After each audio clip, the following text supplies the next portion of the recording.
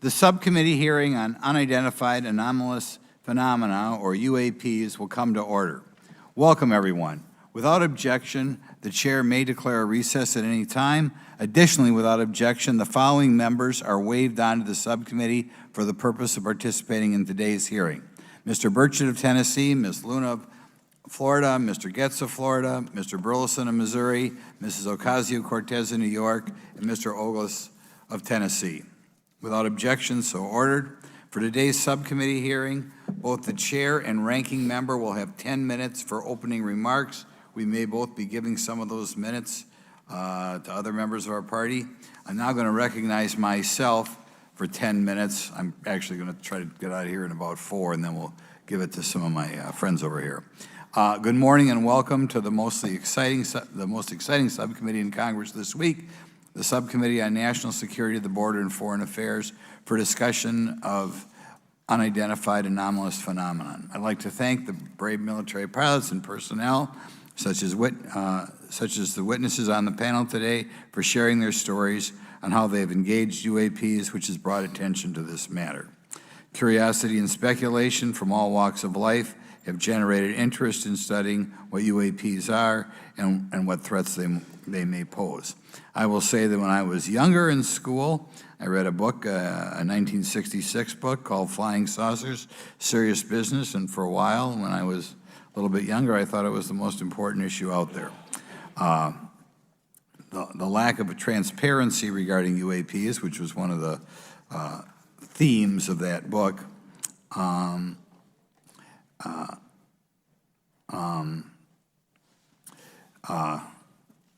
in any event, it's led to interest in studying what UAPs are and what threats they pose. The lack of transparency regarding UAPs has fueled wild speculation and debate for decades, eroding public trust in the very institutions that are meant to serve and protect them, as is evidenced by the large number of people we have here. I also want to point out in 1966, President Gerald Ford claimed to have seen a UFO, and in 1969 in Georgia, Jimmy Carter claimed to have seen a UFO. So this has led Congress to establish entities to examine UAPs. The National Defense Authorization Act of 2022 established the All-Domain Anomaly Resolution Office, or AARO, to conduct or to coordinate efforts across the Department of Defense and other federal agencies to detect, identify, and investigate UAPs. However, AARO's budget remains classified, prohibiting meaningful oversight from Congress.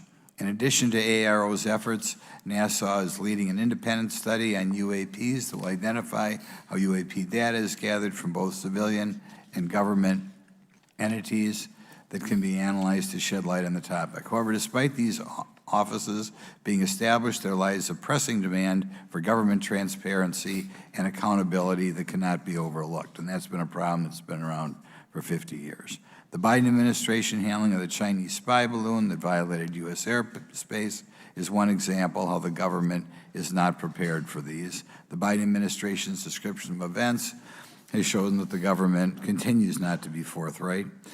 Between the Chinese balloon being shot down and 2 UAPs subsequently shot down following the event earlier this year, the U.S. government spent $1.5 million in taxpayer dollars on missiles, yet we have seen little clarity from the Biden administration. We must demand transparency from the Department of Defense, our intelligence community, and our defense industry on the UAP work. We're going to ask some questions about that today. Congress recognizes the subject of UAPs is multifaceted and requires a careful, data-driven approach. Today, we'll see clarity from these witnesses' testimonies, or we'll seek clarity as to what can be done to improve reporting for military and civilians and remain committed to objective inquiry. Congress should work to ensure that knowledge is not driven by fear. Today, we are not just debating the existence of UAPs, we are deliberating on the principles that define our republic, which is a commitment to transparency and accountability. I look forward to hearing from our witnesses today about ways we can improve government efficiency and openness when it comes to UAPs. I thank each of you for your presence here today and for your dedication to safeguarding the interests of the American people. I look forward to your testimony. Now I'm going to turn it over for 2.5 or 3 minutes to Representative Burchett from Tennessee. Thank you, Mr. Chairman. Thank you all for being here. I want to thank everybody for making this happen today. And I want to remind everybody this is a nonpartisan issue. This has nothing to do with party politics. I think the cover-up goes a lot deeper than that. I also want to thank my colleagues, Representative Anna Paulina Luna, sitting beside me here, Jared Moskowitz, my friend across the aisle, has an incredible mind, and I'm anxious to hear his questions. My buddy Eric Burleson, and it's not in my notes here, but Matt Gates. If it hadn't been for Matt Gates, myself, him, and Luna would still be down at Eglin Air Force Base trying to get some answers. He's got an incredible legal mind. Also, I know I saw it in the crowd there, George Knapp, my buddy Jeremy Corbell. They're not witnesses, but they've provided some statements on this subject, and I seek unanimous consent to enter those statements into the record, Mr. Chairman. Without objection. Also, would like to enter in, I understand now that this is unclassified and it's public record, but as we all know, that's sometimes difficult for the public to get a hold of. A report, Defense Intelligence reference documents, advanced space propulsion based on vacuum, space-time metric engineering, some light reading for some of our members. Without objection. Thank you. Mr. Knapp wrote, since 1969, the position of our military has been that UFOs pose no threat to national security and are not worthy of further study. I'd say that's the biggest understatement of the decade. He also goes on to talk about the dismissive attitude. It's at odds with what was revealed in documents, reports, and internal memos. And Mr. Cabral says, as he writes these words, the UFO is emerging as a major topic of global importance. I can state that as a fact. Out there, I met a fellow who came in here all the way from Denmark to be here for this meeting. So this is huge. This is worldwide. I think we suspect what's going on, but I'd also like to thank the members of Congress who have supported our efforts to make this hearing happen. Some have even confided to me that they've had UFO sightings of their own. Those members, of course, some of them wish to remain anonymous, and I'll keep it that way. But also, finally, I'd like to thank these three brave witnesses here. They took an oath. They took an oath to uphold the Constitution of the United States, and dadgummit, they're doing it. And we owe them a debt of gratitude.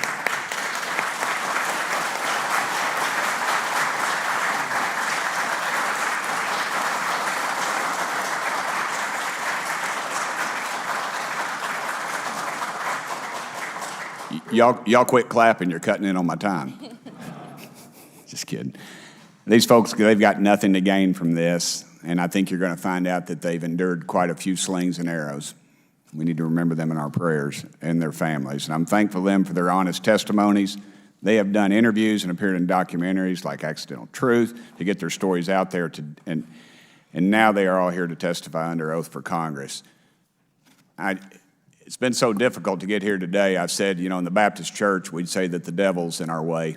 And the devil has been in our way through this thing. We've run into roadblocks from members, from the intelligence community, the Pentagon. I proposed legislation to go in the FAA reauthorization that just said if an airline pilot has a sighting, that when he makes that report to the FAA, that it would come to Congress. But I was told that the intelligence community did not like that, and the amendment was not even heard in committee. I think it's time for this country to take back our country. We need to tell the folks at the Pentagon they work for us. Dadgummit, we don't work for them. And that's exactly the point. This is an issue of government transparency. We can't trust a government that does not trust its people.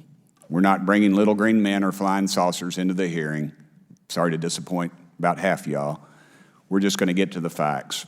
We're going to uncover the cover-up, and I hope this is just the beginning of many more hearings and more people coming forward about this.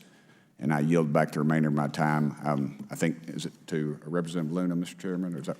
Yeah, we'll call Ms. Luna for her statement. The circumstances surrounding UAPs has captivated the attention of the American people for decades, ingrained in even the minds of our nation's leaders from Jimmy Carter to Barack Obama, Hillary Clinton to Donald Trump, Marco Rubio to Chuck Schumer, John Radcliffe to National Security Council officials. Yet from Roswell, New Mexico to the coast of Jacksonville, Florida, the sightings of UAPs have rarely been explained by the people who have firsthand accounts of these situations. This is largely due to the lack of transparency by our own government and the failure of our elected leaders to make good on their promises to release explanations and footage and mountains of overclassified documents that continue to be hidden from the American people. This isn't just how I feel. In fact, the American people largely believe that the government has actively covered up the truth about UAPs. One poll in particular found that 68% of Americans believe that the government is hiding information about UAPs and not being honest about what we know about them. And from my personal experience, I believe the same thing. Another poll found that nearly half Americans believe that the federal government is doing a very bad or somewhat bad job of dealing with reports of UFO sightings. As Representative Burchett just referenced on the FAA bill that just went through, you can tell that that's exactly happening. Considering the thousands of testimonies and videos taken on people's phones and eyewitnesses' accounts made by credible witnesses such as doctors, pilots, scientists, and active duty service members, it is unacceptable to continue to gaslight Americans into thinking that this is not happening or that the potential of intelligent life forms exists other than humans. Even more alarming is the fact that these eyewitnesses are many of times service members and have no assurance that their lives will not be negatively impacted or even harmed by their experiences. In being an active duty service member working on an airfield, I've had conversations with many pilots where they were in fear of coming forward for retribution and or being taken off flight status. How do we know this? Because the government has said nothing to assure us otherwise. They have also did nothing to calm the concerns of over 20% of Americans who have reported to have seen UFOs or UAPs. We are simply told not to question the government and that the government has it under control. Today is the first hearing of its kind where we will attempt to get down to the bottom of what is actually happening with UAPs. But we will hear from people who have had personal sightings rather than Pentagon bureaucrats who have always been sent to stonewall our investigations. Just so that the press knows and the people know, we were even denied access to a classified briefing in a SCIF prior to this hearing due to the amount of hoops that we had to jump through to grant temporary clearance to witness Grusch, who has knowledge of classified information. It is time to have an open-minded discussion on this topic, to hear the evidence and understand the magnitude of what this means, not just for our nation, but for humanity. Thank you, Chairman. I yield back the rest of my time. Thank you very much, and I'd like to thank you and Mr. Burchett for bringing this topic to my attention. Now we'll recognize National Security Subcommittee Ranking Member Garcia for 10 minutes. Well, thank you, Mr. Chairman, and I want to thank first our witnesses for joining us today. I want to begin by thanking you all for your service to our country and for sharing your voices today and your courage to be here as well. To Mr. Graves, particularly grateful to you to spend some time that we had for you to share with candor some of your experiences, so I appreciate that as well.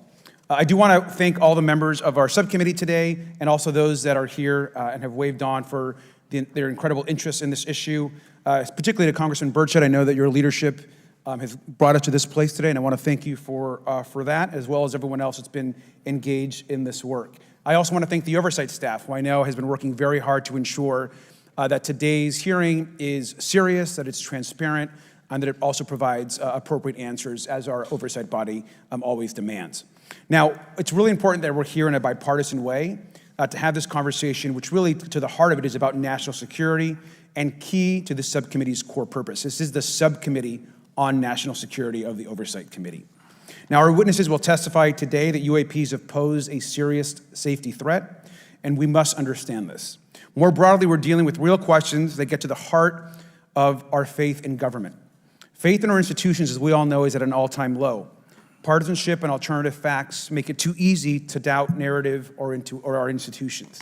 But this hearing will offer the public unique perspectives, building on years of reporting by both federal agencies and the independent media. Now, some of the earliest reporting on this issue was a groundbreaking 2017 New York Times report, which revealed research, as we know now, on unidentified anomalous phenomena, or as many call UFOs, by the Defense Intelligence Agency. Mr. Graves and Commander Fravor's experiences with UAPs have also been documented by the public, not just by the New York Times, but CNN and many other national news outlets. Now, the Office of the Director of National Intelligence has published public reports documenting UAPs, and on June 9th, 2022, NASA announced that the agency is commissioning a study to, of course, examine unidentified anomalous phenomena. Now, the sheer number of reports, whistleblowers, and stories of unidentified anomalous phenomena should raise real questions and warrant investigation and oversight, and that's why we are here today. Now, pilots have reported encounters for years. Now, because of the stigma around reporting these incidents, we still don't have a complete picture of actually what's going on, particularly as our witnesses will testify on the civilian side, and that is a real problem that we have today in the country. Now, it's very important that we show that Democrats and Republicans in Congress can come together in a bipartisan way to cut through misinformation and to look at the facts in a serious and thoughtful manner. If we are to advance oversight and public disclosure, we must also gain the broad support of the public. We will succeed getting facts out to the public faster if there is a broad public support as part of the process. Now, I understand fully the Department of Defense is hesitant to share information that could also undermine our national security by revealing information on the capabilities of our own aircraft, our sensors, and other sensitive material. At the same time, many people believe that we're withholding information from them, and that is dangerous also. I believe in openness and transparency. That is also the role of Congress, and I want to trust that the American people will be able to weigh the evidence and make up their own minds. Now, we have incidents where sensors, sometimes even multiple types of sensors, detect things that we cannot explain. UAPs, whatever they may be, may pose a serious threat to our military or civilian aircraft, and that must be understood. Now, my career and training as a longtime and career educator and teacher and researcher tell me that we should never rule anything out. We know that our space, of course, is vast and undiscovered. I also want to note that Mr. Sean Kirkpatrick, director of the All-Domain Anomaly Resolution Office, the component of the DoD office that investigates UAP data, has testified before the Senate this year that his unit has found no evidence of extraterrestrial activity. NASA has also stated that they don't have evidence of extraterrestrial life either, and we've heard this, of course, from some of our government agencies. And we should remind viewers and witnesses, which I think is really important, that we also cannot share classified information in public settings. But questions, of course, remain that people want to see data and information for themselves.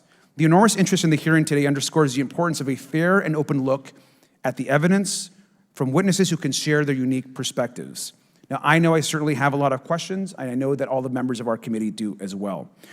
We should come to this hearing with an open mind, and we should not let our existing ideas restrict us on either side. I hear over and over from many agencies the stigma around reporting and investigating UAPs prevents us from getting real answers. We know that whistleblowers have reported harassment, intimidation, or stigma as well, and this is not acceptable. If people can't report incidents which would have national security or safety implications, then that also has serious consequences for us. As ranking member of this subcommittee, I know my job would be completely impossible if whistleblowers or others feel intimidated to come before this committee. We can't be afraid of asking questions, and we can't be afraid of the truth. I'm proud to say that this hearing builds upon bipartisan work by members of the House and Senate dating many years back, which has sought to increase awareness within the Department of Defense and to mandate more of Congress of UAPs. We know the Senate is taking up an amendment to their defense authorization bill, which will create a commission with broad declassification authority, and we should all agree that that is an important step. Members of both parties and senior officials in multiple administrations have taken an interest in this issue, and we're proud to carry and build that confidence in the American people. This hearing will also not be the end of this discussion, but a new chapter and start to years and years of work that many folks, both in the public and within government, have been working on. We should encourage more reporting, not less, on UAPs. The more we understand, the safer we will be. We will hear testimony from witnesses today with a long record of service to the American people and with subject matter expertise. Our witnesses have a unique opportunity to share their perspective, insights, and their experiences with the American people. And I encourage all of my colleagues to engage with these difficult questions with an open mind and to follow the facts on behalf of our country. I also just want to say more broadly that we should look at this hearing and believe that everything is on the table as it relates to UAPs. I think an open mind is absolutely the best. I want to yield the 2.5 minutes, the remainder of my time, to the representative from Florida, Representative Moskovich, for an opening statement. He also has been very much engaged in this issue, and I want to thank him for his leadership. Congressman. Thank you, Ranking Member Garcia. Thank you, Mr. Chairman. I want to thank Tim Burchett and Anna Paulina Luna for their leadership in pushing this hearing forward. I want to thank, obviously, committee staff and their staff working on this on a bipartisan basis because many Americans are deeply interested in this issue, and it shouldn't take the potential of non-human origin to bring us together. Additionally, I want to thank the witnesses for coming forward to share your perspectives, your thoughts, and the sightings of UAPs. Unlike other hearings many times in Congress, you're not here to help a political party, but you're here to share information with the American people. And it's not something that is just going on in this administration. It's something that's spanned many administrations. For decades, many Americans have been fascinated by objects mysterious and unexplained, and it's long past time that they got some answers. The American public has a right to learn about technologies of unknown origins, non-human intelligence, and unexplainable phenomena. Those are not the words of a UFO Twitter account, though that is a direct quote from Majority Leader Chuck Schumer, that the American public has a right to learn about technologies of unknown origins, non-human intelligence, and unexplainable phenomena. In an interview with Fox News, recent former Director of National Intelligence John Radcliffe confirmed the U.S. government is aware a lot more sightings of UAPs, and that they have not made that information public. I quote, "There are a lot more sightings that have not been made public," Radcliffe said to Fox News. For me, this hearing is about transparency. We unfortunately live in a time in which many people distrust government and our institutions, and overclassification of information away from the American public or even Congress contributes to today's politics. The American people have regular questions. What are UAPs? How come the media doesn't report more on them? Are they foreign adversaries? Are they U.S. technology? Are they something else?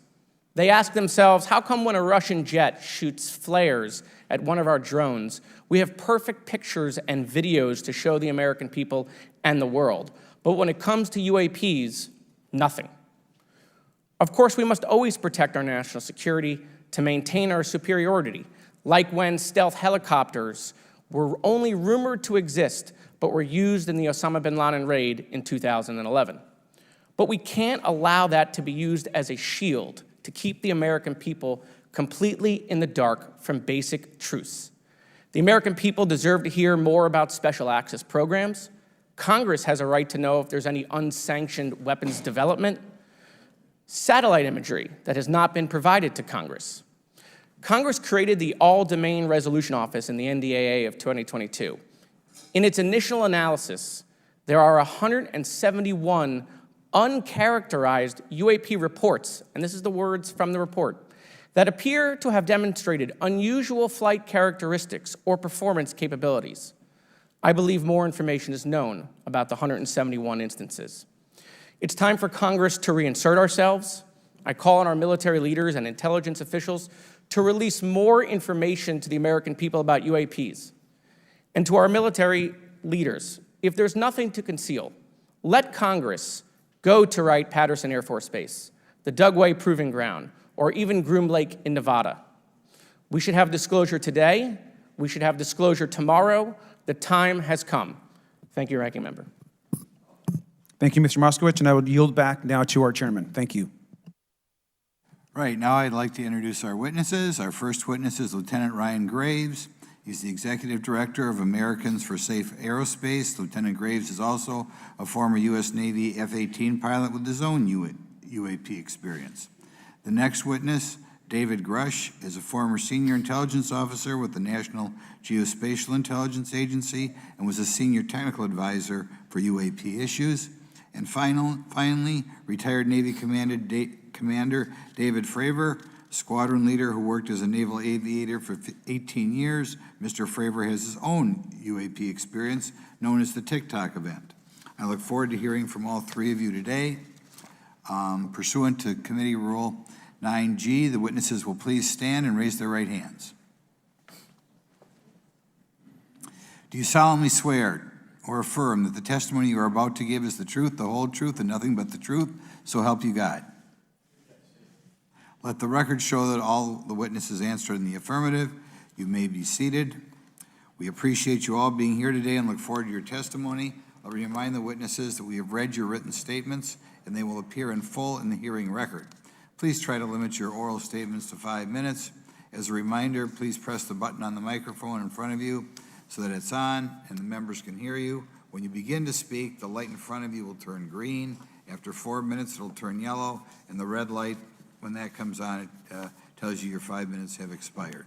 I'll now recognize Mr. Graves for 5 minutes for your opening statement. Thank you. Chairman Grothman, Ranking Member Garcia, distinguished members of the House Oversight Subcommittee on National Security, Representatives Burchett and Luna. My name is Ryan Fobbs Graves, and I'm a former F-18 pilot with a decade of service in the U.S. Navy, including 2 deployments in Operation Enduring Freedom and Operation Inherent Resolve. I have experienced advanced UAP firsthand, and I'm here to voice the concerns of more than 30 commercial aircrew and military veterans who have confided their similar encounters with me. Today, I would like to highlight 3 critical issues that demand our action. As we convene here, UAP are in our airspace, but they are grossly underreported. These sightings are not rare or isolated, they are routine. Military aircrew and commercial pilots, trained observers whose lives depend on accurate identification, are frequently witnessing these phenomena. The stigma attached to UAP is real and powerful and challenges national security.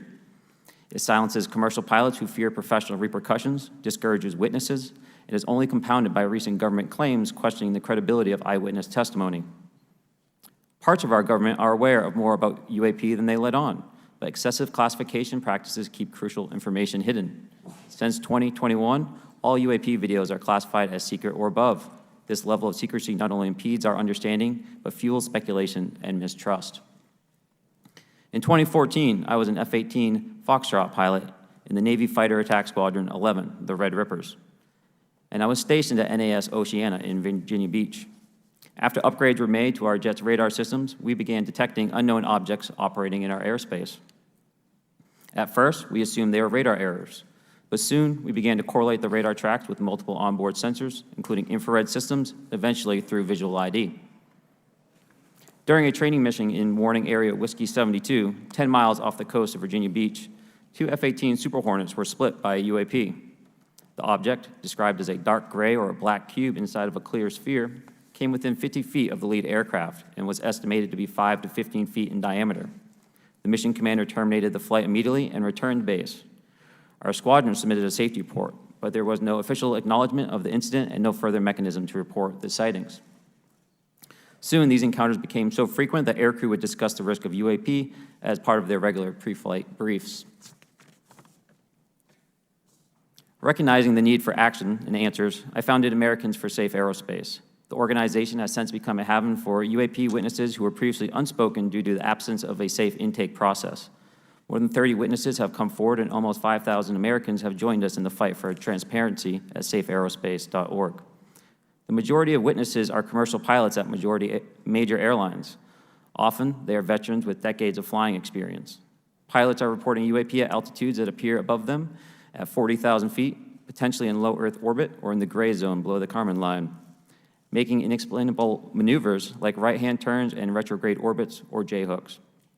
Sometimes these reports are reoccurring, with numerous recent sightings north of Hawaii and in the North Atlantic. Other veterans are also coming forward to us regarding UAP encounters in our airspace and oceans. The most compelling involve observations of UAP by multiple witnesses and sensor systems. I believe these accounts are only scratching the surface, and more will share their experiences once it is safe to do so. In closing, I recognize the skepticism surrounding this topic.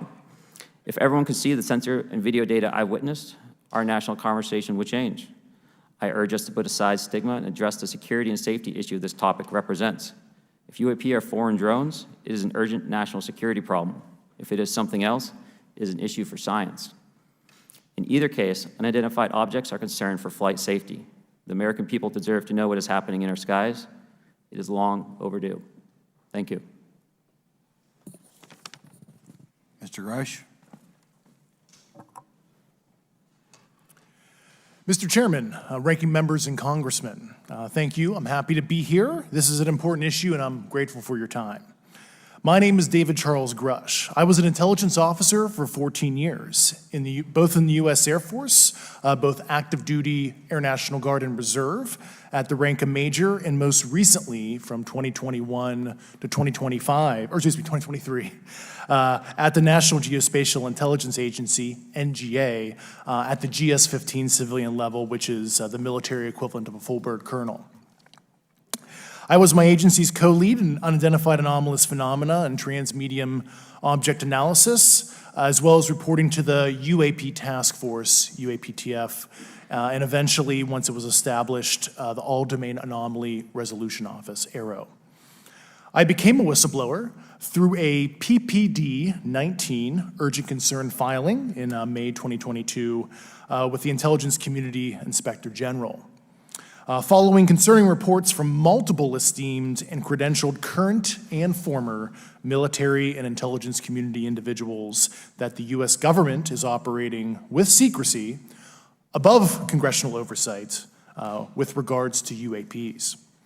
My testimony is based on information I've been given by individuals with a long-standing track record of legitimacy and service to this country, many of whom also have shared compelling evidence in the form of photography, official documentation, and classified oral testimony to myself and my various colleagues. I have taken every step I can to corroborate this evidence over a period of 4 years while I was with the UAP Task Force and do my due diligence on the individual sharing it. This is because of these steps, I believe strongly in the importance of bringing this information before you. I am driven by a commitment of both to truth and transparency, rooted in our inherent duty to uphold the United States Constitution and protect the American people. I'm asking Congress to hold our government to this standard and thoroughly investigate these claims. But as I stand here under oath now, I am speaking to the facts as I've been told them. In the U.S. Air Force, in my National Reconnaissance Office, NRO, reservist capacity, I was a member of the UAP Task Force from 2019 to 2021. I served at the NRO Operations Center on the Director's Briefing staff, which included the coordination of the Presidential Daily Brief and supporting variety of contingency operations, which I was the Reserve Intelligence Division Chief backup. In 2019, the UAP Task Force Director asked me to identify all special access programs and controlled access programs, also known as SAPs and CAPs, we needed to satisfy our congressionally mandated mission, and we were direct report at the time to the DepSecDef. At the time, due to my extensive executive level intelligence support duties, I was cleared to literally all relevant compartments and in a position of extreme trust, both in my military and civilian capacities. I was informed in the course of my official duties of a multi-decade UAP crash retrieval and reverse engineering program, to which I was denied access to those additional read-ons when I requested it. I made the decision, based on the data I collected, to report this information to my superiors and multiple inspectors general, and in effect becoming a whistleblower. As you know, I've suffered retaliation for my decision, but I am hopeful that my actions will ultimately lead to a positive outcome of increased transparency. Thank you, and I'm happy to answer your questions. Thank you. Commander Fravor? Thank you. Thank you, Mr. Chairman, Congressmen, Congresswomen. I want to first thank you for the invitation to speak to the committee on the UAP topic that has been in the news for the past 6 years and seems to be continuing to gain momentum. As you know, my name is David Fravor. I'm a retired commander in the United States Navy. In 2004, I was a commanding officer of Strike Fighter Squadron 41, the world-famous Black Aces. We were attached to Carrier Wing 11, stationed on board the USS Nimitz, and had begun a 2-month workup cycle off the coast of California. On this day, we were scheduled for a 2v2 air-to-air training with the USS Princeton as our control. When we launched off Nimitz, my wingman was joining up. We were told that the training was going to be suspended and we were going to proceed with real-world tasking. As we proceeded to the west, the air controller was counting down the range to an object that we were going to, and we were unaware of what we were going to see when we arrived. The controller had told us that these objects had been observed for over 2 weeks, coming down from over 80,000 feet, rapidly descending to 20,000 feet, hanging out for hours, and then going straight back up. For those who don't realize, above 80,000 feet is space. We arrived at the location at approximately 20,000 feet, and the controller called merge plot, which means that our radar blip was now in the same resolution cell as the contact. As we looked around, we noticed that we saw some whitewater off our right side. It's important to note that the weather on this day was as close to perfect as you could ask for off the coast of San Diego. Clear skies, light winds, calm seas, no whitecaps from waves. So the whitewater stood out in a large blue ocean. All 4 of us, because we were in F-18Fs, so we had pilots and Wizzo in the back seat, Looked down a small, saw a white tic-tac object with a longitudinal axis pointing north-south and moving very abruptly over the water like a ping pong ball. There were no rotors, no rotor wash, or any sign of visible control surfaces like wings. As we started clockwise towards the object, my Wizzo and I decided to go down and take a closer look with the other aircraft staying in high cover to observe both us and the tic-tac. We proceeded around the circle about 90 degrees from the start of our descent, and the object suddenly shifted its longitudinal axis, aligned it with my aircraft, and began to climb. We continued down another 270 degrees, nose low, where the tic-tac, or we considered 270 degrees to where, and we went nose low to where the tic-tac would have been. Our altitude at this point was about 15,000 feet, and the tic-tac was about 12,000. As we pulled nose onto the object, within about a half mile of it, it rapidly accelerated in front of us and disappeared. Our wingmen, roughly 8,000 feet above us, lost contact also. We immediately turned back to see where the whitewater was at, and it was gone also. So as we started to turn back towards the east, the controller came up and said, "Sir, you're not going to believe this, but that thing is at your cap point roughly 60 miles away in less than a minute." You can calculate the speed. We returned to Nimitz. We were taking off our gear. We were talking to one of my crews that was getting ready to launch. We mentioned it to them, and they went out and luckily got the video that you see, that 90-second video. What you don't see is the radar tape that was never released, and we don't know where it's at, of the active jamming that the object put on an APG-73 radar, and I can get into modes later if you're interested. What is shocking to us is that the incident was never investigated. None of my crew were ever questioned. Tapes were never taken, and after a couple days, it turned into a great story with friends. It wasn't until 2009 till Jay Stratton had contacted me to investigate. Unbeknownst to all, he was part of the ATIP program in the Pentagon led by Lou Elizondo. There was an unofficial official report that came out that's now on the internet. Years later, I was contacted by the other pilot, Alex Dietrich, and asked if I'd been contacted, and I said no, but I'm willing to talk. I was contacted by Mr. Elizondo, and we talked for a short period of time, and he said we'd be in contact. A few weeks after that, I was made aware that Lou had left the Pentagon in protest and joined forces with Tom DeLonge, Chris Mellon, Steve Justice, and others to form Two Stars Academy, an organization that pressed the issue with leading industry experts and U.S. government officials. They worked with Leslie Keene, who is present today, Ralph Blumenthal, and Helene Cooper to publish the articles in the New York Times 2017 New York Times, and it removed the stigma on the topic of UFOs, which is why we're here today. Those articles open the door for the government and public that cannot be closed. It has led to an interest from our elected officials who are not focused on little green men, but figuring out where these craft are, where they're from, the technology they possess, how do they operate. It also led to the Whistleblower Protection Act and the NDAA. There are multiple witnesses coming forward to say that have firsthand knowledge, and Mr. Grusch just covered that. What concerns me is that there's no oversight from our elected officials on anything associated with our government processing or working on craft. Believe it not from this world. This issue is not a full public disclosure that could undermine national security, but it is about ensuring that our system of checks and balances works across all work done in the government using taxpayer funds. Relative to government programs, even unacknowledged WAVE programs have some level of oversight by the appropriate committee members in the House and Senate, and this work that is said to be occurring from whistleblower testimonies should not be exempt. In closing, I would like to say that the tic-tac object we engaged in 2004 was far superior to anything that we had on time, have today, or are looking to develop in the next 10 years. If we in fact have programs that possess this technology, it needs to have oversight from those people that the citizens of this great country elected in office to represent what is best for the United States and best for the citizens. I thank you for your time. Thank you very much. Thank you very much. I know it's very difficult for all of you, all you've done in the past to try to illuminate this issue. Call on myself first for some questions. I'm going to start with Mr. Graves. Are pilots that you interact with as part of your organization, do you feel adequately trained and briefed on how to handle encounters with UAPs? No. Right now, military witnesses to UAP have limited options for reporting UAP, but more concerning is that commercial aviation sector has not adapted to the lessons that the military has implemented. The military and Department of Defense has stated that UAP represent a critical aviation safety risk. We have not seen that same language being used in the commercial markets. They are not acknowledging this risk. Okay, what steps do you think you have to be taken to improve a pilot's UAP reporting, be it military or commercial? Right now, we need a system where pilots can report without fear of losing their jobs. There is a fear that the stigma associated with this topic is going to lead to professional repercussions, either through management or perhaps through their yearly physical check. So having a secure system, reducing the stigma, and making this information available through the public is going to reduce the concerns that aircrew have. Could you just give me a little idea of the degree to which reports in the past are not made public right now? Well, I don't think there has been a proper reporting system to gather those reports and thus not report them.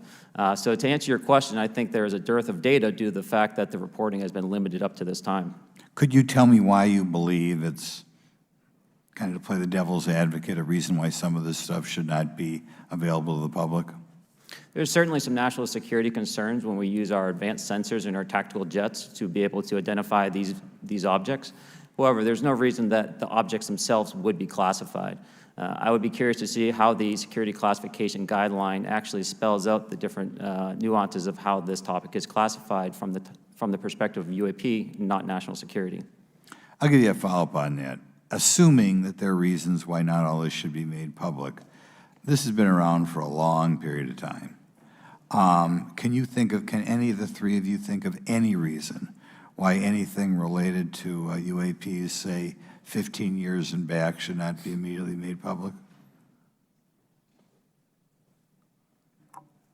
I think one of it is acknowledging a vulnerability, both from a collection and I'll just say a countermeasure perspective. So it's We'll go with say, that we haven't cracked for many years. Yeah. even say 20 years back. Is there any reason why when you go back that far things shouldn't be made public? Unless it shows a specific national security vulnerability as it relates to a weakness in a particular defense system. Okay, Mr. Fravor, the TikTok incident that you were engaged occurred in 2004. What kind of reporting took place after that incident? None. We had a standard debrief where the backseaters went down to our carrier intel center and briefed what had happened, and that was it. No one else talked to us, and I was in the top 20 in the battle group. No one came. The captain was aware, the admiral was aware, nothing was done. Your commanding officers provide any sort of justification? No, because I was the commanding officer of the squadron, so no. Was this incident the only UAP event that you encountered while you were a pilot? Yes, it was. Okay. This is for any one of you. Based off of each of your experiences and observations, do you believe UAPs pose a potential threat to our national security? Yes, and here's why.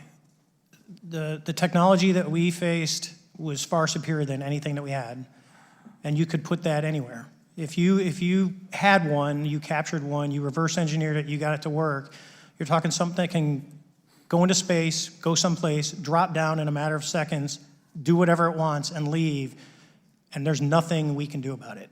Nothing.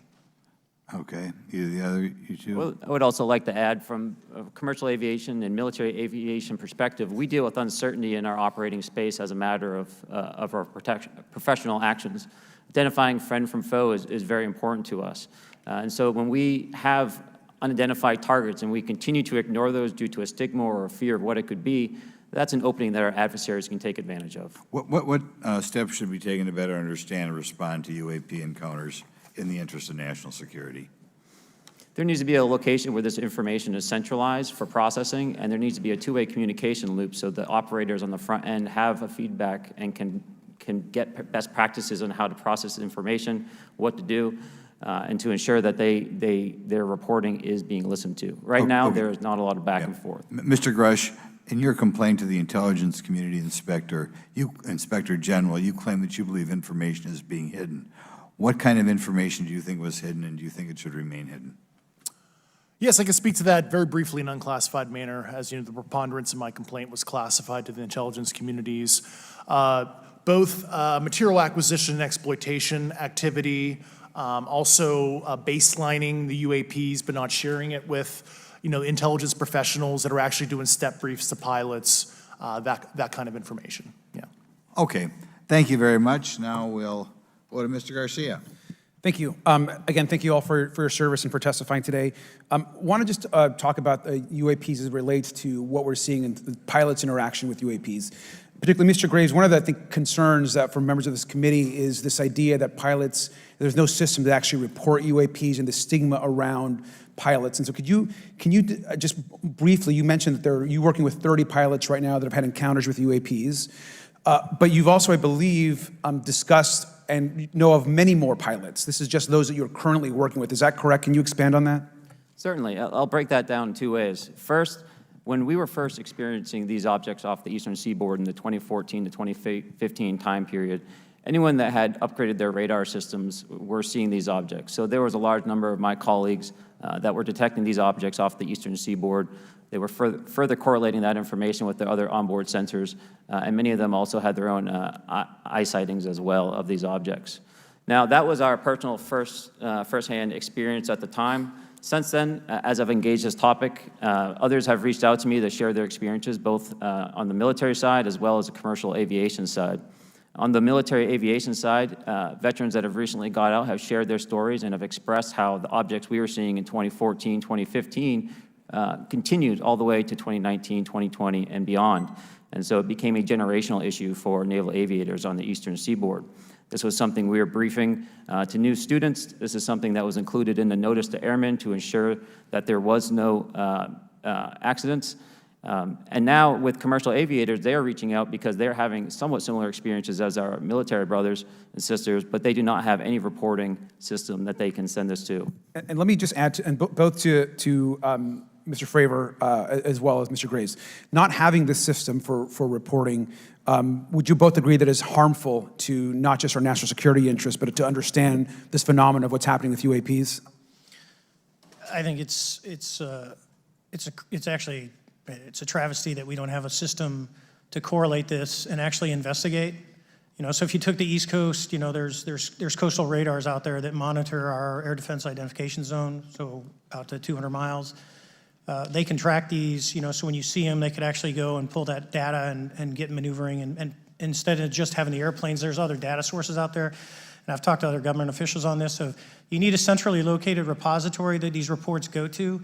So if you just stuck it in DOD, you wouldn't get anything out of the Intelligence Committee because they have a tendency to not to talk. But if you had a central location where these reports would come in, not just military, but also commercial aviation, because there's a lot of that going on, especially if you talk to anyone that flies from here to Hawaii, over the Pacific, they see odd lights.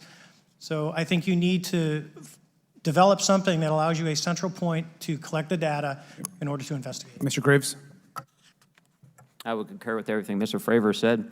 I'll continue to say that the commercial pilots that have reached out to me through Americans for Safe Aerospace are doing so because they don't feel there's another way for them to report this safety issue. And I think one of the clear outcomes of this hearing already is that there has to be a safe and transparent reporting process for pilots, both on the commercial side and the military side, to be able to report UAPs in a way that's also transparent, but also understands the scope of our national security interests and what may be classified or not. But I think there has to be some sort of system, and so that's something that I hope can be an outcome that this committee can work on. Is there anything else for the two of you briefly beyond this reporting system that you think that we can do as a government to encourage and facilitate more civilian reporting? I think we're doing it right now. Okay, great. I think this hearing is going to show the American people that their government takes this topic seriously. And how about civilians that may not be pilots? What kind of process could be in place for civilians who are not pilots, who may have UAP encounters? Do either of you have any suggestions that could facilitate that? My recommendations would be to make that a sensor-centric operation in order to make it as objective as possible. Okay. Sir, Mr. Fravor? No, I agree with Mr. Graves on that. Okay. Just briefly, I also just want to note, particularly for the two pilots, and I have a question for Mr. Grusch. One of the things that I found fascinating in our discussion, Mr. Graves, last night as well, is that you both described UAPs and formations and the way they are observed in space or in our air, and the way that they move is essentially ways in which current technology or aircraft that we know of are unable to actually function or move. And so will you just, for the public record, again, once again, briefly just either describe or note that aircraft that are being witnessed, particularly by the 30 folks that you're working with, are essentially outside the scope of anything that we know of today and the technology we have today. Mr. Graves, Mr. Fravor? Yes, the objects that are being seen by commercial pilots are performing maneuvers that are unexplainable due to our current understanding of our technology and our capabilities as a country, and that applies for the military as well. Mr. Fravor? Yeah, I concur with that. We have nothing that can stop in midair and go the other direction, nor do we have anything that can, like in our situation, come down from space, hang out for 3 hours, and go back up. Thank you. My last question, and sometimes I know that you have also said some of these answers in the past, but we're trying to get them on the public record as well, which is really important. Mr. Grusch, finally, do you believe that our government is in possession of UAPs? Absolutely, based on interviewing over 40 witnesses over 4 years. And where? I know the exact locations, and those locations were provided to the Inspector General and some of which to the intelligence committees. I actually had the people with the firsthand knowledge provide a protected disclosure to the Inspector General. Thank you. And Mr. Chairman, I would just say that I think that these questions are important questions, and I look forward to being involved in the process to get those answered. I know there'll be a lot of questions from other committee members, so I yield back. Thank you. We'll go to Mr. Burchett himself. Thank you, Mr. Chairman. Thank you, Mr. Garcia. I would like to have you on my legislation to do just that, on the reporting, and we'll get together on that. Maybe you can be my co-sponsor on that. That'd be really cool. Thank you for those great questions. Mr. Graves, again, I'd like to know, how do you know that these were not our aircraft? Some of the behaviors that we saw in a working area, we would see these objects being at 0.0 Mach, that's 0 airspeed, over certain pieces of the ground. So what that means, just like a river, if you throw a bobber in, it's going to float downstream. These objects were staying completely stationary in Category 4 hurricane winds. These same objects would then accelerate to supersonic speeds, 1.1, 1.2 Mach, and they would do so in very erratic and quick behaviors that I don't have an explanation for. Okay. Have you spoken to commercial and military pilots that have seen these off of our East Coast? I have. Okay. Mr. Fravor, I noticed that in the Tic Tac video, it's Tic Tac like the candy, not TikTok like the Chinese Communist app. That's correct. Yes, sir. I just want to make that because my daughter corrected me on that and called me a boomer and said, "Hey, boomer," and I said, "No, baby, it's Tic Tac like the candy. You're gonna have to just look it up." And but now I would also like to say today is a day of many firsts. It's a miracle that we're having this meeting, and it's also a miracle that my wife has put up with me for 9 years today. Today is my anniversary, so I want to tell my wife happy anniversary and that I love her very much. As she likes to say, this 9 years have been the best 2 years of her life. So, thank you. Mr. Fravor, what astonished you the most about the flight capabilities of these Tic Tac, very briefly? The performance, absolute performance. It was. And you're not aware of any other objects that anybody in the world has, in this world, that has those capabilities? No, I think it's far beyond actually our material science that we currently possess. Are you aware of any other reconnaissance platforms that have tracked or recorded the Tic Tac's maneuvers, maybe the NORAD system or any of the others? I am not. Okay. Mr. Grusch, thank you for being here, brother. Thank you all very much. Have you faced any retaliation or reprisals for any of your testimony or anything on these lines? Yeah, I have to be careful what I say in detail because there is an open whistleblower reprisal investigation on my behalf, and I don't want to compromise that investigation by providing anything that may help provide somebody information. But it was very brutal and very unfortunate, some of the tactics they used to hurt me both professionally and personally, to be quite frank. Yeah. It's very unfortunate, as they say, when you're over the target, that's when they do the most firing at you. Do you have any personal knowledge of people who have been harmed or injured in efforts to cover up or conceal these extraterrestrial technology? Yes. Personally. Have anyone been murdered that you would that you know of or have heard of, I guess? I have to be careful asking that question. I directed people with that knowledge to the appropriate authorities. Maybe in a, if we could get in a confidential area, SCIF, we could talk about that. But unfortunately, we were denied access to the SCIF, and that's very unfortunate in this scenario. Mr. Fravor, do you believe that you witnessed an additional object under the water in relation to your encounter? I will say we did not see an object. There was something there to cause the whitewater, and when we turned around, it was gone. So there was something there that obviously moved. Okay, it was not the same object though that you were looking at, correct? No, we actually joked that the Tic Tac was communicating with something when we came back, and because the whitewater disappeared. We were in another instance. We're told about the capabilities of a jamming during viewing of when there were some people chasing some of these objects. Did you experience any of that jamming or interrupting your radar or weapons system? My crew that launched after we landed experienced significant jamming to the APG-73 radar, which was what we had on board, which is a mechanically scanned, very high-end system prior to the APG-79.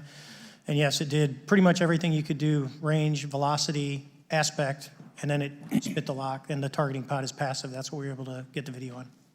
I'm about to run out of time, but are you aware of any of our enemies that have that capability? No. Okay, I would also like to note for the record that, like George Knapp, breaking Area 51, he's the reason I knew about that, and the reason I know about the Tic Tacs is Leslie Keene from New York Times article, and I would encourage everybody to read that. Thank you, Mr. Chairman. I yield back to you for no time. Very good. Mr. Raskin? Thank you, Mr. Chairman. Mr. Graves, you reported UAP encounters during training flights, I think, and have since come forward to warn the Pentagon that these encounters may be putting pilots at risk. My first question is, you've identified these as taking place on the East Coast. Is it just on the East Coast where these encounters have been reported? No. Since the events initially occurred, I've learned that the objects have been detected essentially where all operations, Navy operations are being conducted across the world. And that's from the Ultimate Anomaly Resolutions Office reporting.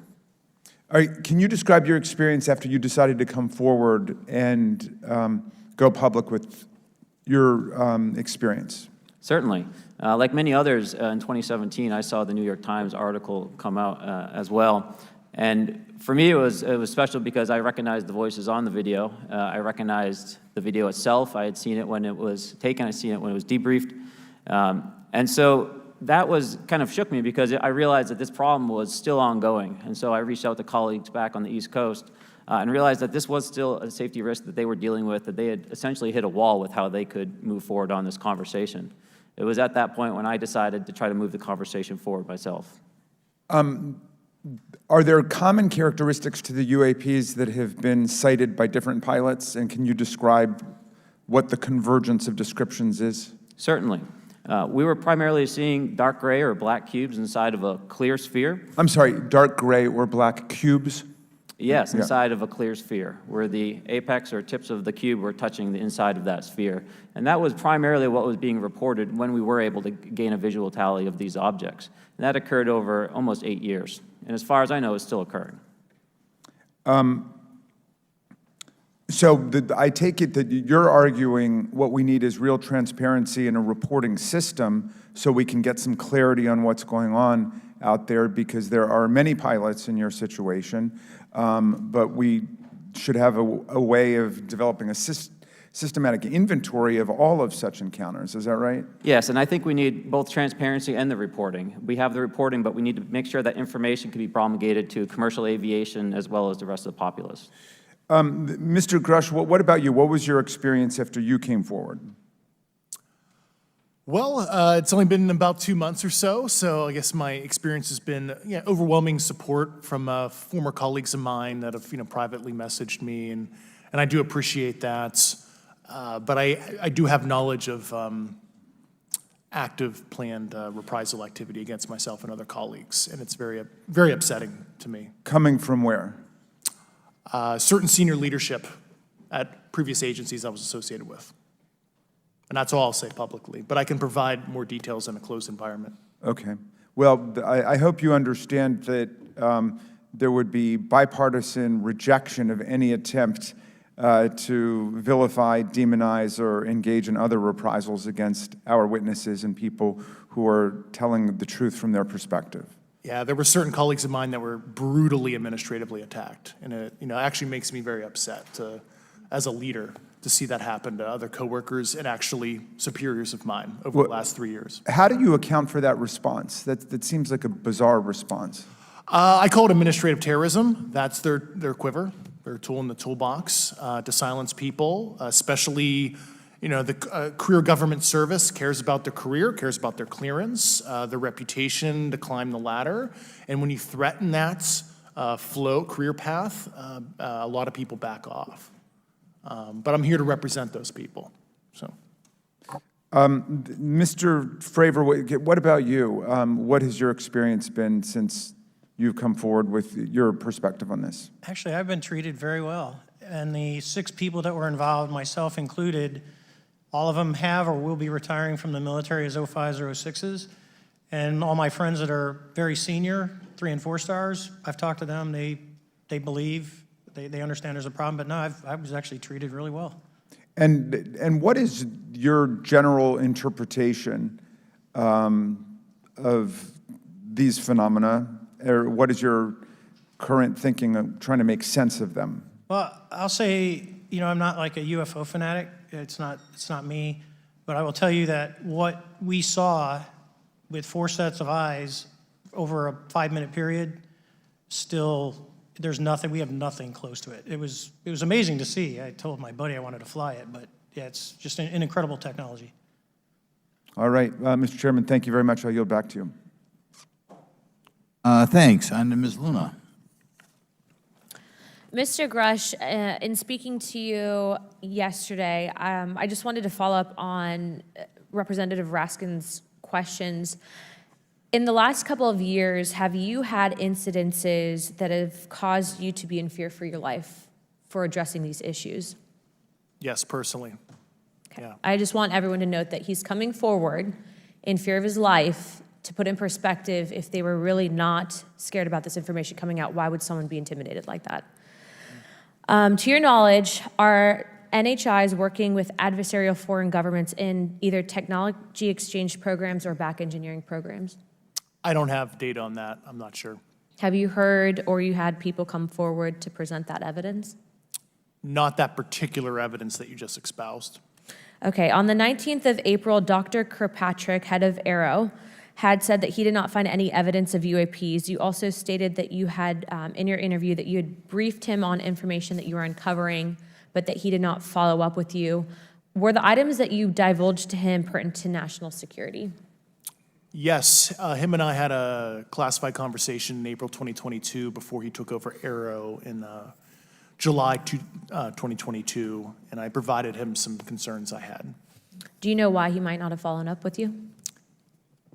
Unfortunately, I cannot read his mind. I wish he did. I was happy to give sage counsel to him on where to look when he took the helm of Aero.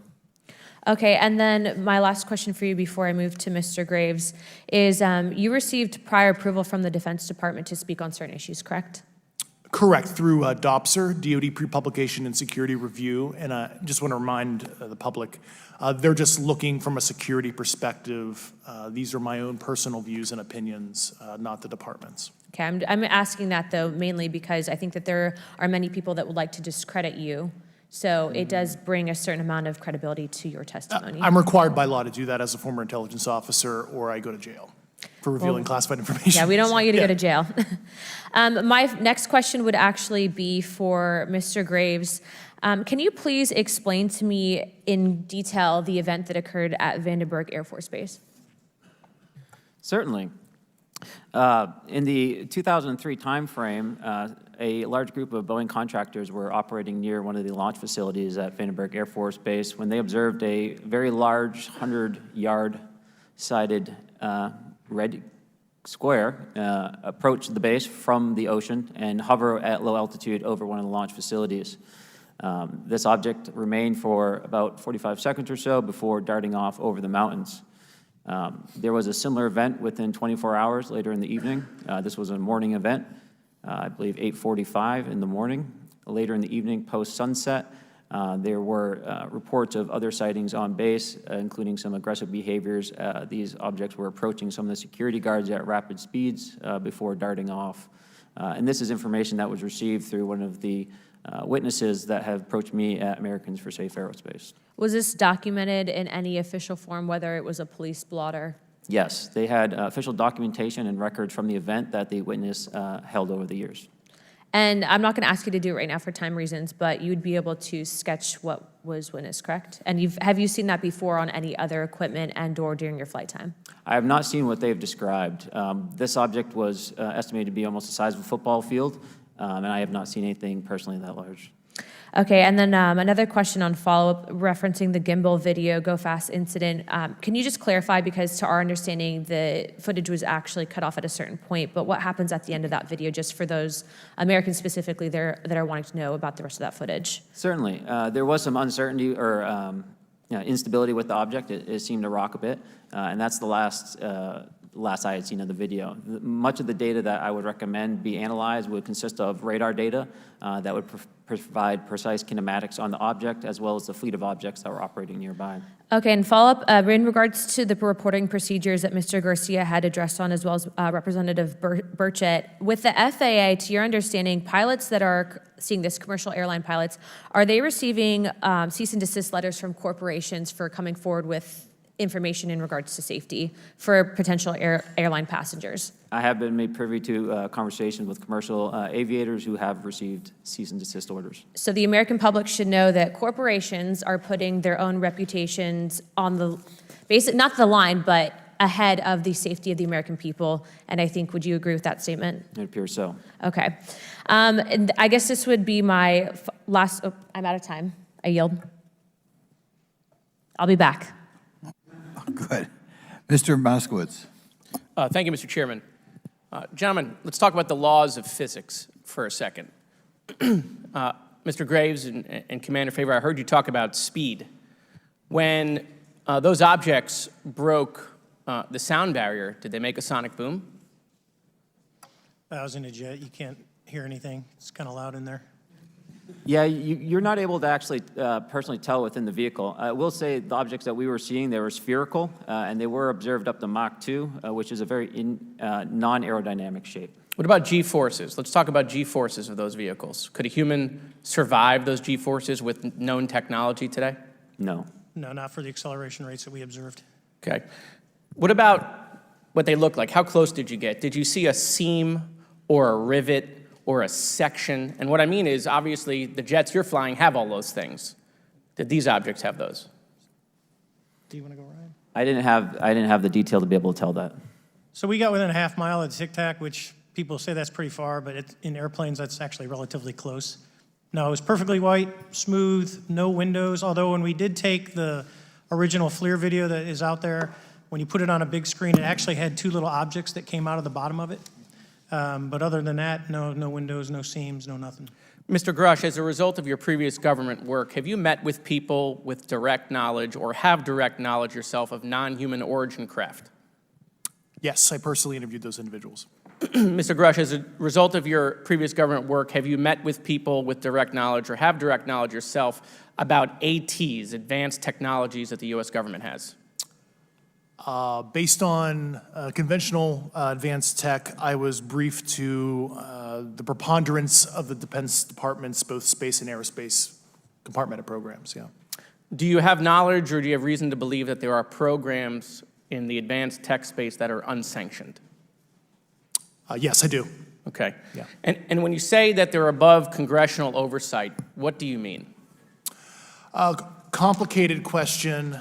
So there's, some, I would call it abuse here. So congressional oversight of conventional special access programs, so I'll use Title 10, so DOD as an example, right? So 10 U.S. Code Section 119 discusses congressional oversight of SAPs, discusses the DepSecDef's ability to waive congressional reporting. However, the Gang of Eight is at least supposed to be notified if a waived or waive bigoted unacknowledged SAP is created, and that's public law. Well, so that how does, I don't want to cut you off, but how does a program like that get funded? I will give you generalities. I can get very specific in a closed session, but misappropriation of funds and Does that mean self-fund. does that mean that there is money in the budget that is said to go to a program, but it doesn't, and it goes to something else? Yes, I have specific knowledge of that. Yep. Do you think U.S. corporations are overcharging for certain tech they're selling to the U.S. government, and that additional money is going to programs? Correct, through something called IRAD. Okay. Satellite imagery. Let's talk about satellite imagery. We have satellites all over the place, some that we're aware of and many that we're not aware of, right? We're taking pictures of everything at every point and second. Mr. Grusch, are you aware, do you have direct knowledge, or have you talked to people with direct knowledge that there are satellite imagery of these events? That was one of my primary tasks at NGA, since we process, exploit, and disseminate that kind of information. I've seen multiple cases, some of which, to my understanding, and of course, I left NGA in April, so that's my information cutoff date. But I personally reviewed both what we call overhead collection and from other strategic and tactical platforms that I could not even explain prosaically. And I have a degree in physics, by the way, as well. And I am aware that you guys have not seen these reports, unfortunately. And I don't know why. Do you have direct knowledge, or you've spoken to people with direct knowledge that this imagery applies to crash sites, crash imagery? I can't discuss that in an open session. Okay. Do you have any information that the U.S. government is involved in a disinformation campaign to deny the existence of certain UAPs? I can't go beyond what I've already stated publicly in my News Nation interview because it touches other sensitivities. Okay. I'll yield the balance of my time back. Thank you, Mr. Chairman.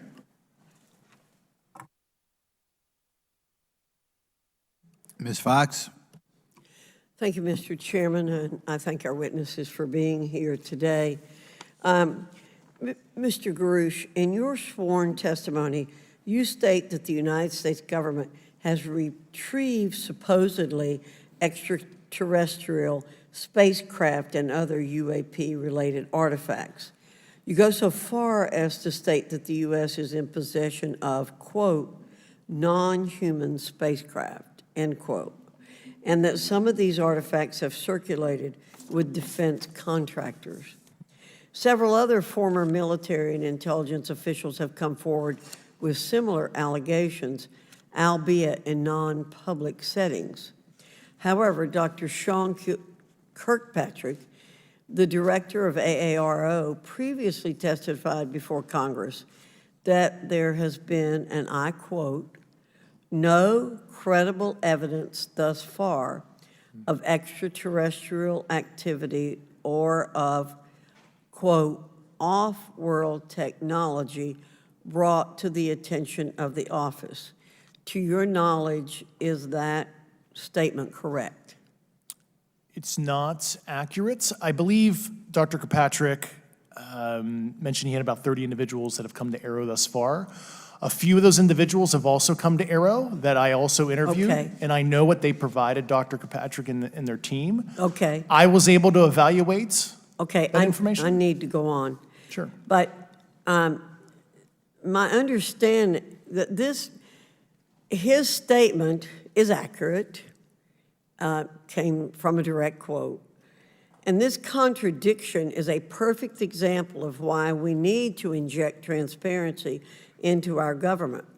And for another example, look no further than the pitiful response to the Chinese spy balloon debacle earlier this year. You may remember the mass confusion that ensued when the balloon was first spotted over Montana, 4 days after it first entered U.S. airspace over Alaska. The Biden administration's initial inability to address the object grew into a continuous series of embarrassments. After news of the balloon reached the mainstream media, we were assured that the balloon posed no threat to our security. However, after the balloon was allowed to transit the entire continental United States, fighter jets were scrambled off the coast of South Carolina to shoot it down. This flip-flopping and obfuscation caused needless confusion, fear, and panic across the country. It's my hope, Mr. Chairman, that this sort of confusion will not be repeated. We should investigate the extent to which elements of our government possess or do not possess information that is of critical value to the American people. We owe it to the citizens of this nation to make sure that our government is transparent and accountable. We must make sure that our government provides answers, and Congress must do its duty to solicit those answers. With that, Mr. Chairman, I yield back. Yeah, Mr. Frost. Thank you, Mr. Chairman. In 2022, NASA announced that it was commissioning an independent study team to examine UAPs. The NASA team is comprised of scientists across different fields, as well as former astronauts and pilots. In May, the independent study team held its first public meeting, which included the perspectives from NASA senior leaders, as well as perspectives from the Department of Defense and intelligence agencies. The NASA study team is also expected to release its first report pretty soon, and I think it's safe to say that we all eagerly await its results.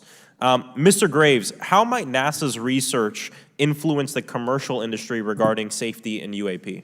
I think NASA has a big role to play as far as commercial aviation safety, and it's one of their original charges as an organization. One of the recommendations that have been put forward is to utilize their existing aviation safety reporting system to serve as a short-term fill and trusted platform for pilots that want to report on UAP. It also has built-in analytics capability and is funded by Congress. Gotcha. And also, Mr. Graves, are there any other industries that may be influenced by the NASA research on UAPs? And if so, how so? Well, I think there is a large swath of commercial capabilities that could be brought to bear on this topic, from space-based or ground-based sensor systems that are available open source or through commercial marketplaces. And I think NASA's work, as they work to identify and highlight specific parameters that can be found, we can take that information and promulgate this through the public sector so that we can have a more open conversation about what we're seeing. Yeah, you know, in 2020, the Department of Defense released several videos of UAPs, including Mr. Fravor's experience, U.S. Navy pilots that recorded footage. In 2021, the Office of the Director of National Intelligence released a preliminary report on UAP events. NASA Administrator Bill Nelson stated that NASA would begin to investigate these events.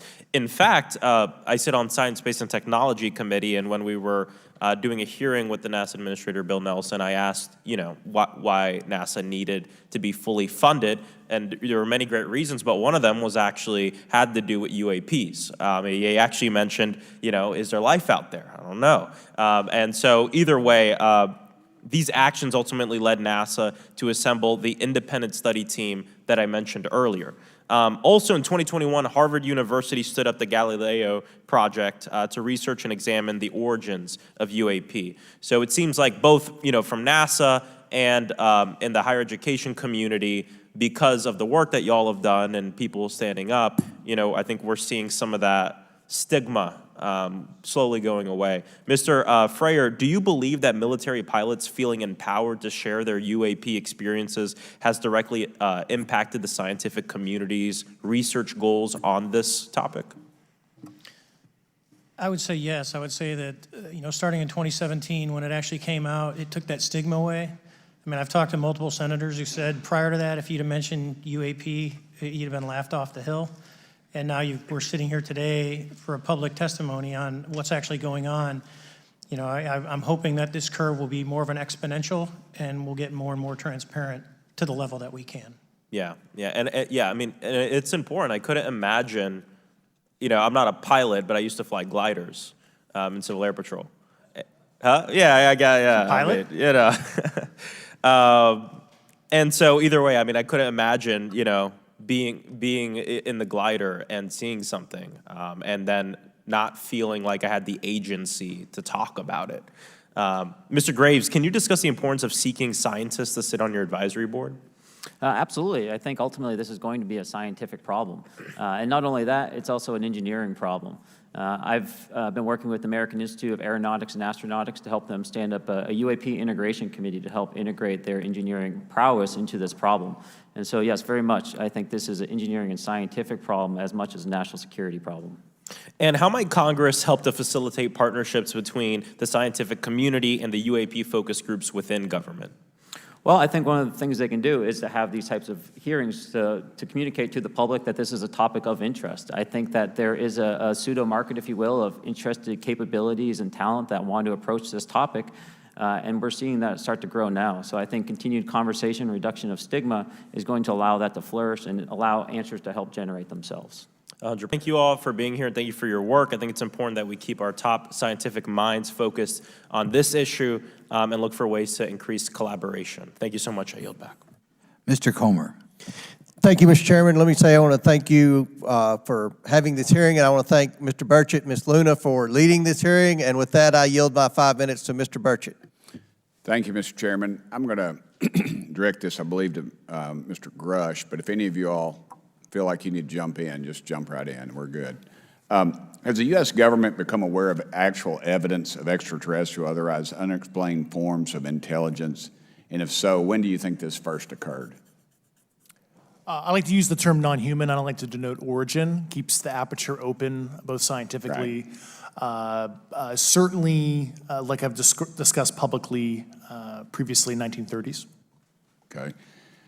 Can you give me the names and titles of the people with direct firsthand knowledge and access to some of this crash retrieval, some of these crash retrieval programs, and maybe which facilities, military bases that the recovered material would be in? And I know a lot of Congress have talked about we're going to go to Area 51, and and there's nothing there anymore anyway. It's just and we move like a glacier. And as soon as we announce it, I'm sure the moving vans would pull up. But please.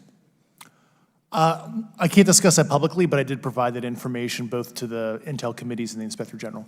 And we could get that in the skiff if we were allowed to get in a skiff with you. Would that be probably what you would think? Sure, if you had the appropriate accesses, yeah. What special access programs cover this information, and how is it possible that they have evaded oversight for so long? I do know the names. Once again, I can't discuss that publicly and how they've evaded oversight. In a closed setting, I can tell you the specific tradecraft used. All right. When do you think those programs began, and who authorized them? I do know a lot of that information, but that's something I can't discuss publicly because of sensitivities. All right. If any of y'all want to jump in on any of this, you're more than welcome to.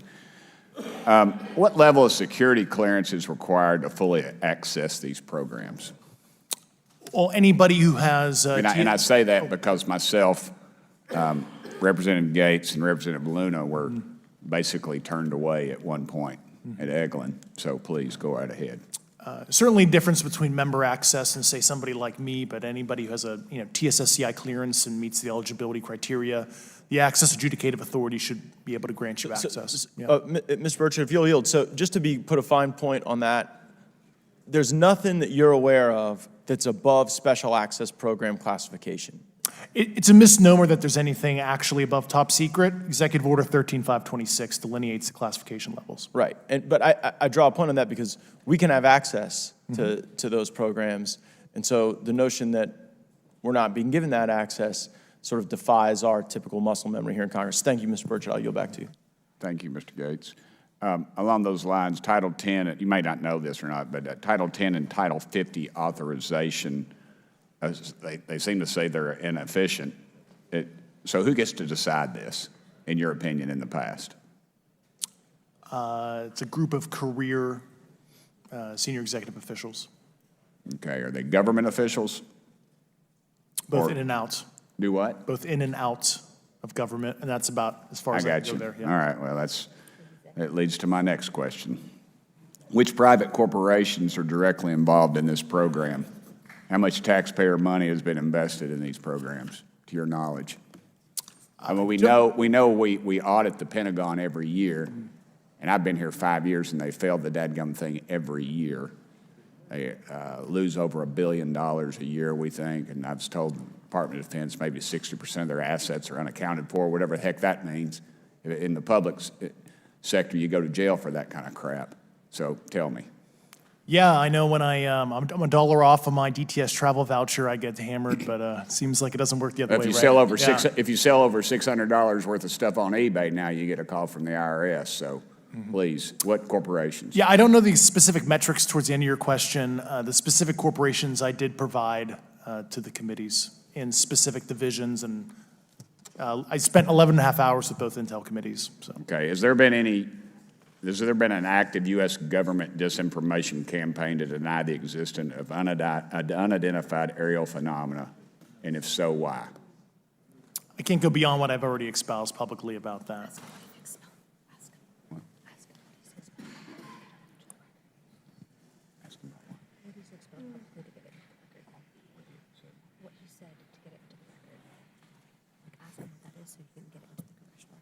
Okay, I've been told to ask you what that what that is and how to get it in the record. What Which have you stated publicly in your interviews for the congressional record? if you reference my News Nation interview and I talk about a multi-decade, campaign to disenfranchise public interest, Sorry, Mr. Basically. Chairman, I've gone. Yeah. Thank I you. apologize, Mr. Chairman. I yield back negative 21 seconds. Thank you. Ms. Ocasio-Cortez? Thank you, Mr. Chairman, and thank you to our witnesses for coming here today. I do concur with the ranking member as well as several other members here on this committee that this is a committee for whistleblowers and for the protection of whistleblowers as well. So we understand what you're putting on the table here and what you're putting on the line here, and we thank you for that. Mr. Grusch, you sat on the Unidentified Anomalous Phenomenon Task Force created in the 2020 NDAA, correct? Yes. There have been some things that have been mentioned here during this hearing that I wanted to pick up on. Mr. Graves, you mentioned specifically during the answers to one of your questions, you named Boeing contractors being engaged in an incident regarding this red cube about a football field wide. I was wondering if you could speak a little bit about the interaction, or Mr. Grusch, either of you, the interactions between defense contractor companies and any UAP-related programs or activities. So I'll just say that the information about the contractor themselves were provided by a witness, and I have no particular detail in that relationship. Mr. Grusch. The kind of general unclassed wave tops, certainly the contractors, are the metal benders, so to speak. They're the ones actually doing specific performance on government contracts. Are they required to issue any disclosure regarding UAP sightings, or do they engage in any reporting around this? In terms of the contractors, Yes. Not that I'm aware of. They do not. Okay. Now, when it comes to notification that you had mentioned about IRAD programs, we have seen defense contractors abuse their contracts before through this committee. I have seen it personally, and I have also seen the notification requirements to Congress abused. I am wondering, one of the loopholes that we see in the law is that there is, at least from my vantage point, is that depending on what we're seeing, is that there are no actual definitions or requirements for notification. What methods of notification did you observe? Like when they say they notified Congress, how did they do that? Do you have insight into that? For certain IRAD activities, I can only think of ones conventional in nature.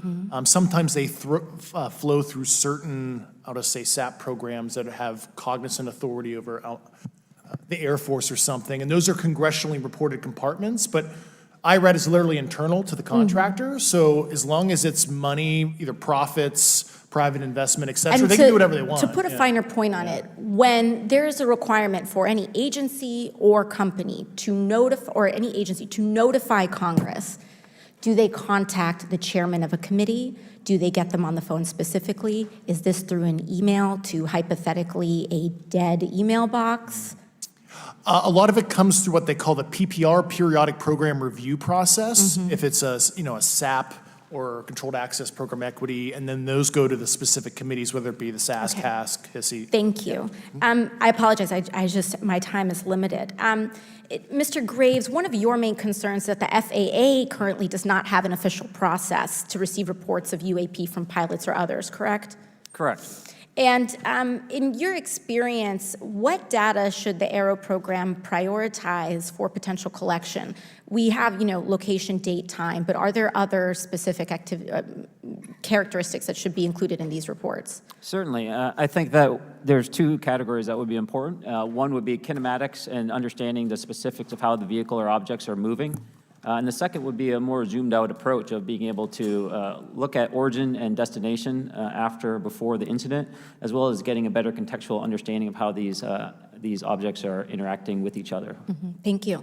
Now, because I only have a minute left, I apologize, we only have 5 minutes today, but for the record, if you were me, where would you look?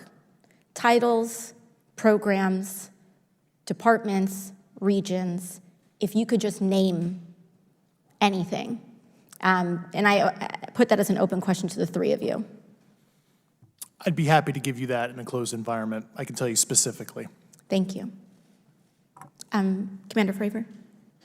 And I would say, and I've told people that you have to know where to look. They're not going to divulge it to you because of the classification levels. But if you know where to look and who to talk to, which is exactly what Mr. Grusch can point you, then you have them.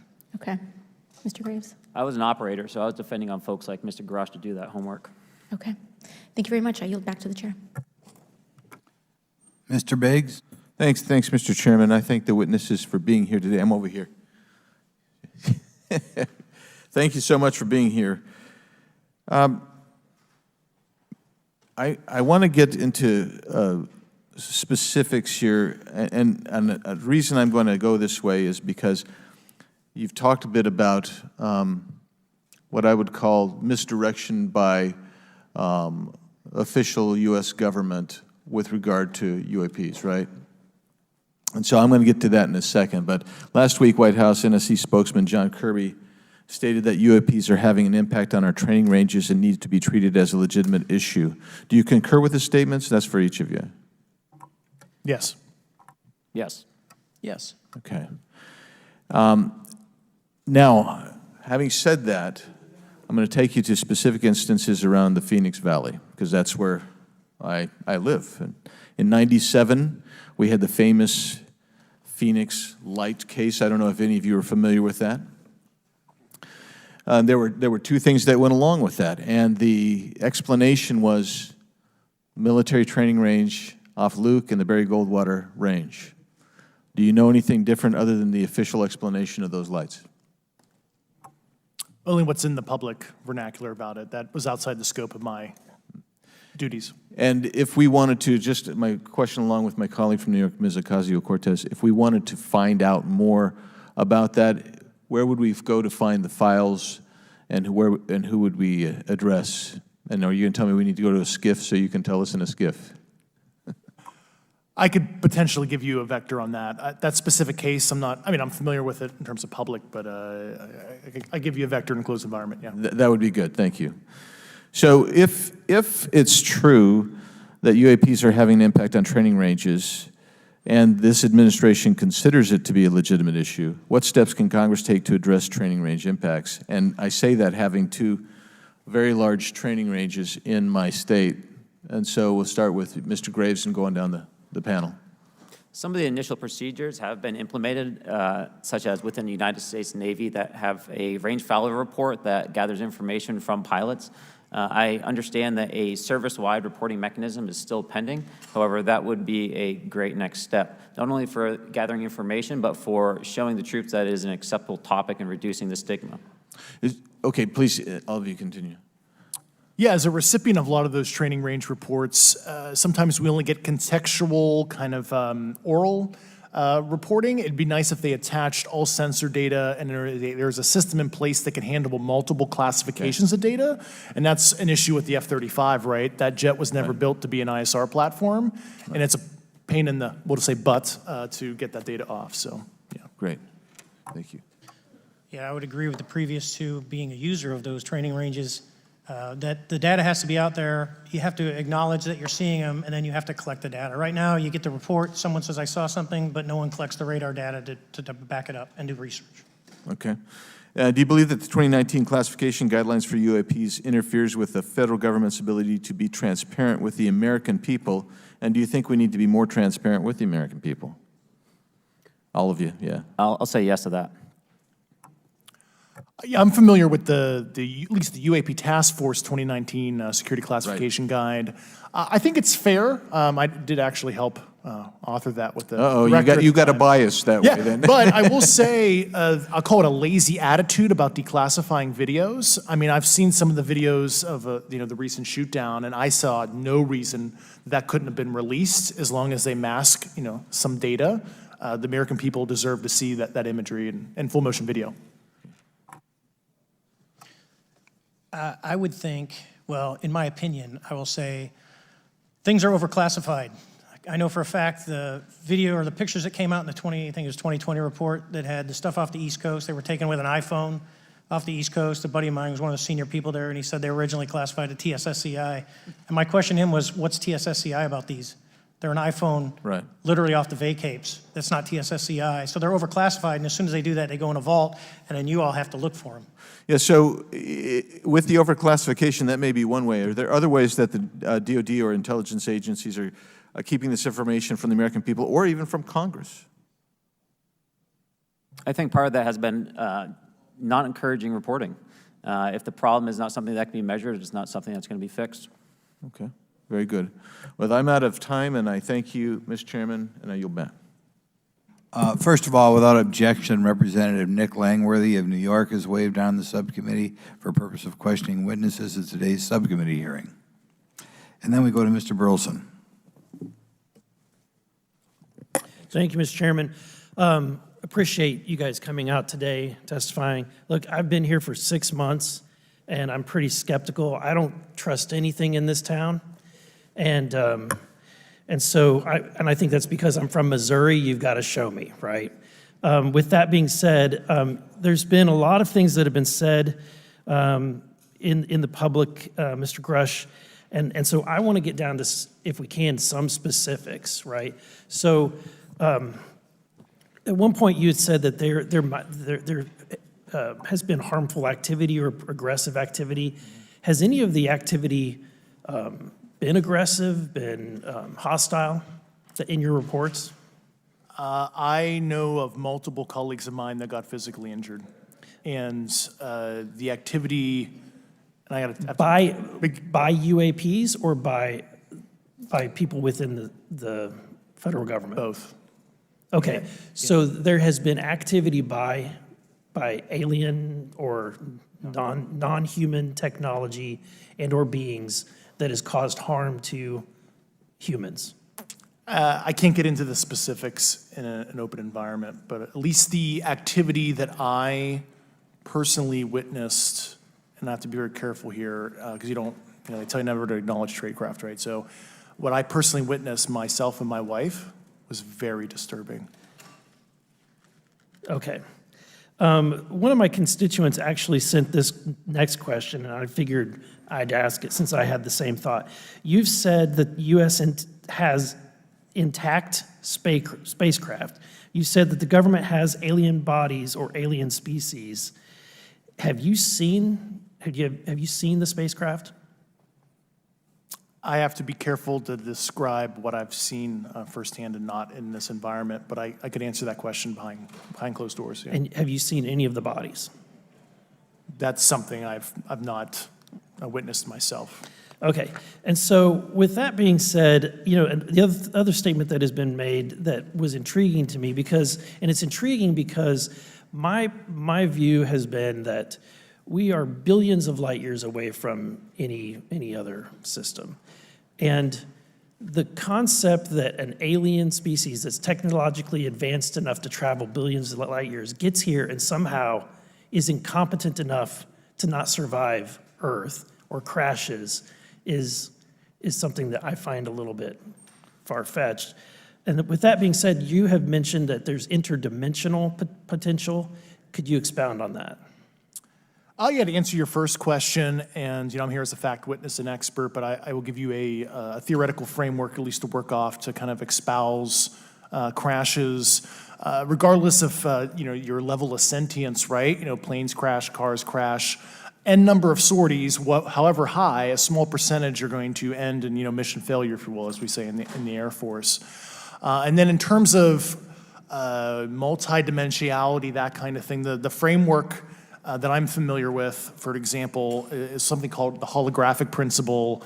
It derives itself from general relativity and quantum mechanics, and that is, if you want to imagine a 3D object such as yourself casting a shadow onto a 2D surface, that's the holographic principle. So you can be projected, quasi-projected from higher dimensional space to lower dimensional. It's a scientific trope that you can actually cross, literally, as far as I understand, but there's probably guys with PhDs that we could probably argue about that. But you have not seen any documentation that that's what's occurring? Only a theoretical framework discussion, yes. Okay. Okay. Occam's razor is that these aircraft, have they been identified that they are being produced by by domestic, military and contractors? Is there any evidence that that's what's being recovered? Not to my knowledge, plus the recoveries predate a lot of our advanced programs that I previously am witting of, so. Would it be safe to say that there could be a scenario today where you have an aircraft that crashes and because it's been involved in one program from one federal agency, and but the agency that retrieves it is not aware of that program, and to them it appears alien in origin? I mean, that's a hypothetical situation. I'm not aware of any historical situation that would match that you described, so. You're not aware, it has not happened that you're aware of? That I'm aware of. Thank you, Mr. Chairman. I yield back.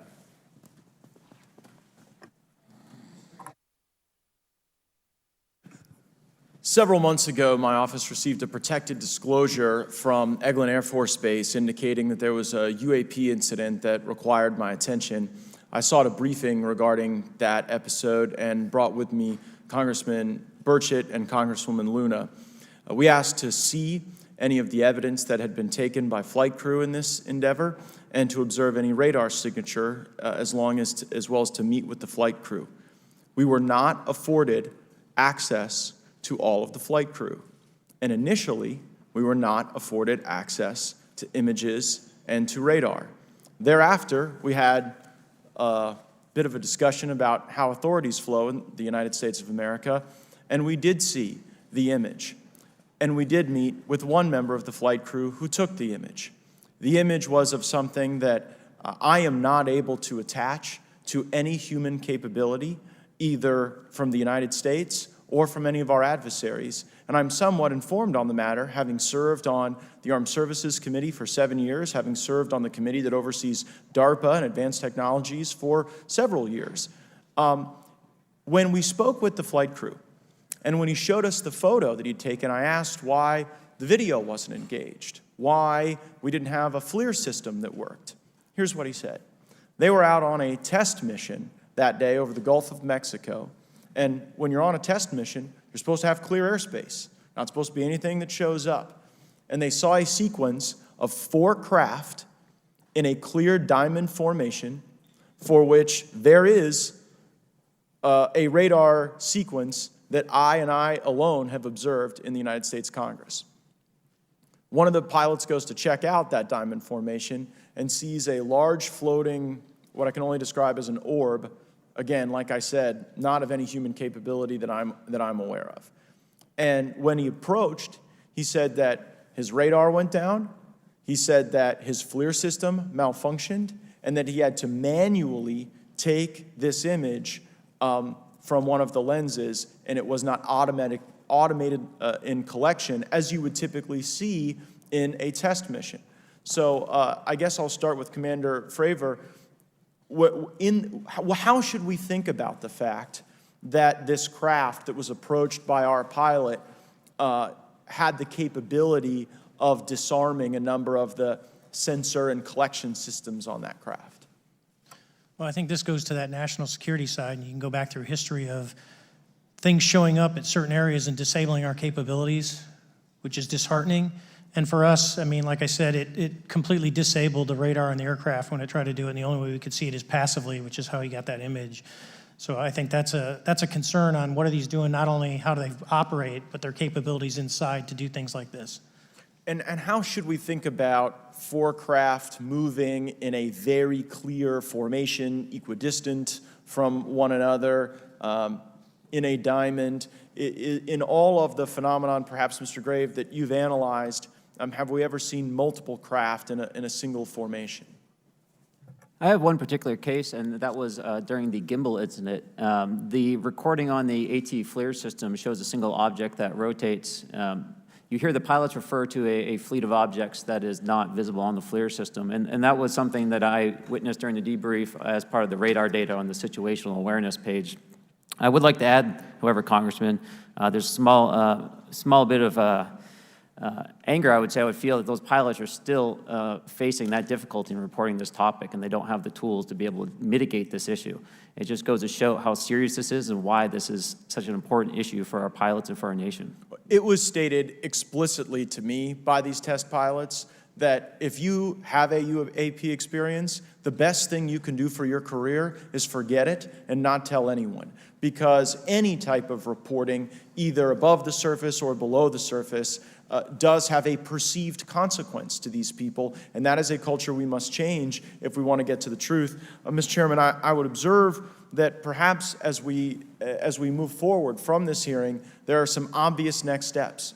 Every person watching this knows that we need to meet with Mr. Grusch in a secure, compartmentalized facility so that we can get fulsome answers that do not put him in jeopardy and that give us the information we need. Second, I would suggest that the radar images that were collected of this formation of craft out of Eglin Air Force Base, and specifically the actual image taken by the actual flight crew that we can actually validate, be provided to the committee, subpoenaed if necessary, so that we're able to track how to get this type of reporting and analysis done in a more fulsome way. That would be my recommendation, humbly, as a guest here of the Fine Oversight Committee. I yield back. Ms. Mace? Thank you, Mr. Chairman, and good morning to our witnesses who are testifying today. I want to thank each of you for being here to discuss a topic of grave importance to our national security. Earlier this year, a Chinese spy balloon was shot down off the coast of my home state of South Carolina. Since the Roswell incident in 1947, many Americans have wondered about the dangers of unknown objects crisscrossing our skies. Whether these are UAPs or weather phenomena, advanced technology from American, allied, or enemy forces, or something more out of this world. So my first question, I have several questions, and if we can just be quick on these first two, I'm going to ask each of you the same question, and then I'll get to each of you individually. The first one, when you reported your experiences with a UAP, did any of you face any repercussions with your superiors, yes or no? No.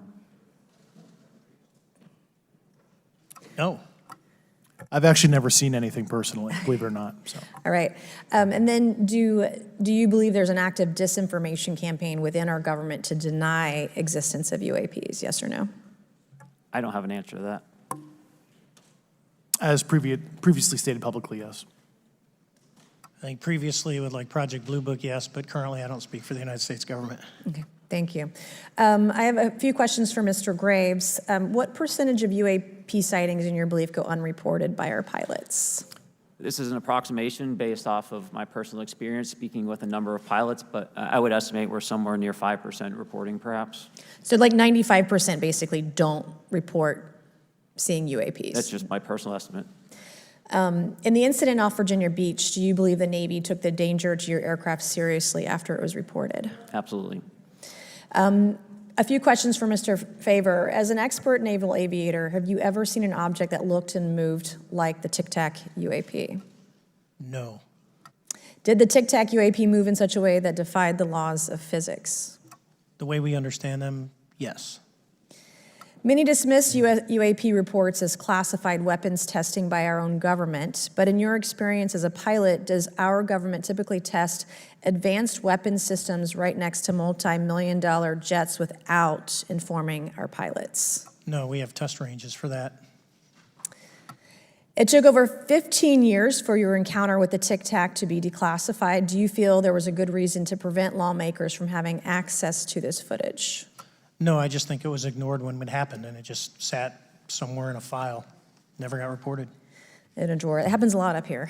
Shocker. Mr. Grusch, a couple of questions for you too, sir, this morning. What percentage of UAPs do you feel are adequately investigated by the U.S. government, of the 5% that are reported? I can only speak for my personal leadership over at NGA. I tried to look at every report that came through that I could triage, so. Do you believe that officials at the highest levels of our national security apparatus have unlawfully withheld information from Congress and subverted our oversight authority? There are certain elected leaders that had more information that I'm not sure what they've shared with certain Gang of Eight members or et cetera, but certainly I would not be surprised. Okay. You've stated that the government is in possession of potentially non-human spacecraft. Based on your experience and extensive conversations with experts, do you believe our government has made contact with intelligent extraterrestrials? Something I can't discuss in public setting. Okay, I can't ask when you think this occurred. If you believe we have crashed craft, stated earlier, do we have the bodies of the pilots who piloted this craft? As I've stated publicly already in my News Nation interview, biologics came with some of these recoveries, yeah. Were they, I guess, human or non-human biologics? Non-human, and that was the assessment of people with direct knowledge on the program I talked to that are currently still on the program. And was this documentary evidence, this video, photos, eyewitness? Like, how would that be determined? The specific documentation I would have to talk to you in a skiff about. Gotcha. Okay, so, and you may or may not be able to answer my last question, and maybe we get into a skiff at the next hearing that we have, but who in the government, either what agency, sub-agency, what contractors, who should be called into the next hearing about UAPs, either in a public setting or even in a private setting? And you probably can't name names, but what agencies or organizations, contractors, et cetera, do we need to call in to get these questions answered, whether it's about funding, what programs are happening, and what's out there? I can give you a specific cooperative and hostile witness list of specific individuals that were in those. And how soon can we get that list? I'm happy to provide that to you after the hearing. Super, thank you, and I yield back. Okay, now we have Mr. Langworthy. Is he here? Okay. Thank you very much. I'd like to thank all of the witnesses for being here today to discuss this very unique topic. And I'd like to jump right into my questions, if you don't mind. Commander Fravor, can you briefly describe your background?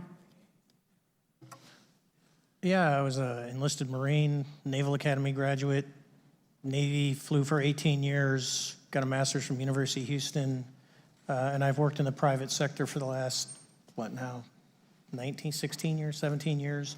I do a lot of defense work. So. Really gold-plated credentials.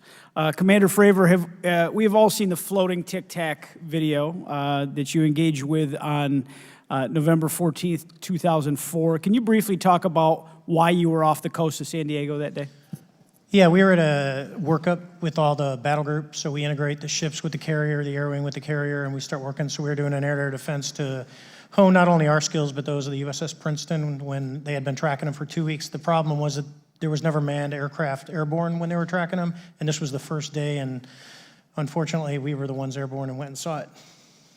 Do you remember the weather that day? Was it cloudy or windy or anything out of the ordinary on the Pacific coast? It was actually, if you're familiar with San Diego, it was a perfect day, light winds, no white caps, clear skies, not a cloud. It was, for flying, it was the best.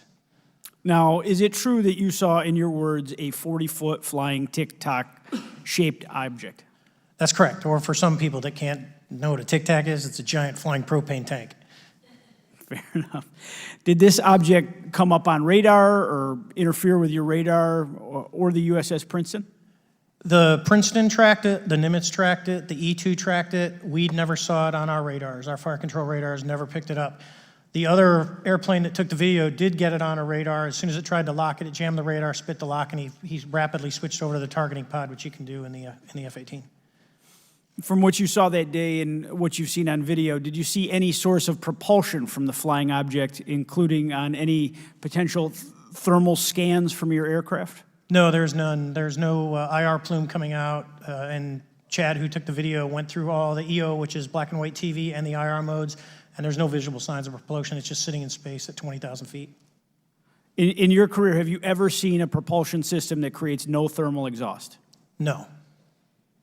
Can you describe how the aircraft maneuvered? Abruptly, very determinate. It knew exactly what it was doing. It was aware of our presence, and it had acceleration rates. I mean, it went from 0 to matching our speed in no time at all. Now, if the fastest plane on Earth was trying to do these maneuvers that you saw, would it be capable of doing that? No, not even close. And just to confirm, this object had no wings, correct? No wings. Now, was the aircraft that you were flying, was it armed? No, never felt threatened at all. If the aircraft was armed, do you believe that your aircraft or any aircraft in possession of the United States could have shot the Tic Tac down? I'd say no, just on the performance, it would just left in a split second. It looks like that we have a problem here that needs further investigation. Yes. In your belief, is this flying Tic Tac, I mean, is it capable of being the product of any other nation on the earth? No, like I said earlier, I think it defies current material science and the ability to develop that much propulsion. And I know there's been some physicists have done calculations, which is beyond anything that we have. Well, either the United States has an adversary here in this world that we don't know, or we really have some serious investigations to do. I really appreciate you being here. Is there anything else about the November 14th, 2004 incident that you think is important for this committee to know that you haven't been asked here today? No, it's been said it's probably the most credible UFO sighting in history based on all the sensors that were tracking it, and then for us to get visual and to go against the naysayers that it's something on the screen or whatever. I mean, there's 4 sets of human eyeballs. We're all very credible. Of the 6 of us that were involved in the thing, including the video, every one of us is going to do 20 plus years in the military in very responsible positions. So I'd say the world needs to know that. It's not a joke. No, thank you very much for your testimony here today for all of you, and I yield back, Mr. Chairman. Mr. Ogles? Thank you, Mr. Chairman, and thank you all for being here and the courage it took to come forward and again, the sacrifice that each of you have made. I serve on the National Security Subcommittee for the Financial Services Committee, so I really want to stay in the national security lane, if I may. So when we think about traditional adversaries and both us towards them and them towards us, we probe their capabilities. We look for weaknesses, and we collect that data, that reconnaissance for in the event we need it in the future. For each of you, yes or no question, based off of your own experience or the data that you've been privy to, is there any indication that these UAPs could be essentially collecting reconnaissance information? Mr. Graves? Yes. Mr. Grusch? Fair assessment, yeah. Mr. Fravor? Very possible. Again, in the national security vein, is it possible that these UAPs would be probing our capabilities? Yes or no, Mr. Graves? Yes. Grusch? Yes. Fravor? Definitely. Is it possible that these UAPs are testing for vulnerabilities in our current systems? Yes. Yes. Possible. Do you feel, based off of your experience and the information that you've been privy to, that these UAPs provide an existential threat to the national security of the United States? Mr. Graves? Potentially. Yes, sir, potentially. Same answer, potentially. Yeah, I'd say Fravor? definitely, potentially. Mr. Graves and Fravor, in the event that your encounters had become hostile, would you have had the capability to defend yourself, your crew, your aircraft? Absolutely not. Sir? No. Is, based off of the information that you've been privy to, is there any indication that these UAPs are interested in our nuclear technology and capabilities? Yes. By external observation, sure, that could be a fair assessment, yeah. Yes. Is there any indication that the Department of Energy is involved in UAP data collection and housing? I don't have an answer. I can't confirm or deny that in a public setting. And could you do it in a secure setting? Yes. Mr. Fravor? No, I don't know. Mr. Chairman, I think I'm the last member to go, but there clearly is a threat to the national security of the United States of America. As members of Congress, we have a responsibility to maintain oversight and be aware of these activities so that, if appropriate, we take action. I would encourage the chairman to demand that we have any and all, but in particular Mr. Grusch, talk to us in a skiff. And if that access is denied, I will personally volunteer to initiate the Holman Rule against any personnel or any program or any agency that denies access to Congress. Mr. Chairman, with that, I will yield the remainder of my time to my fellow colleague from Tennessee, Mr. Burchett. Thank you, Mr. Chairman. Thank you, Mr. Ogles, for the great questions, brother. Mr. Grusch, I might have asked this before, but I want to make sure. Do you have any personal knowledge of someone who's possibly been injured working on legacy UAP reverse engineering? Yes. Okay. How were they injured? Is it something like a radioactive type situation or something we didn't understand? I've heard people talk about Havana syndrome type incidences. What was your recollection of that? I can't get into specifics, but you could imagine assessing an unknown unknown. There's a lot of potentialities you can't fully prepare for. How do you think we ought to handle UAP whistleblower complaints like yours in the future? Yeah, there was some issue with mine. So, PPD-19 process, it goes to the Intel committees, either through PPD-19 or ICD-120. There's not a good way for the Intelligence Community Inspector General to provide that to other committees. And I asked my information to be sent to the House and Senate Armed Services Committee because there are Title X equities at play, but there was no smooth process to do so. Yeah. It's a trash can.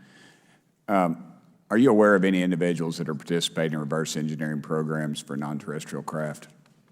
Personally, yes. Mm-hmm. Do you know any that would be willing to testify if there were protections for them?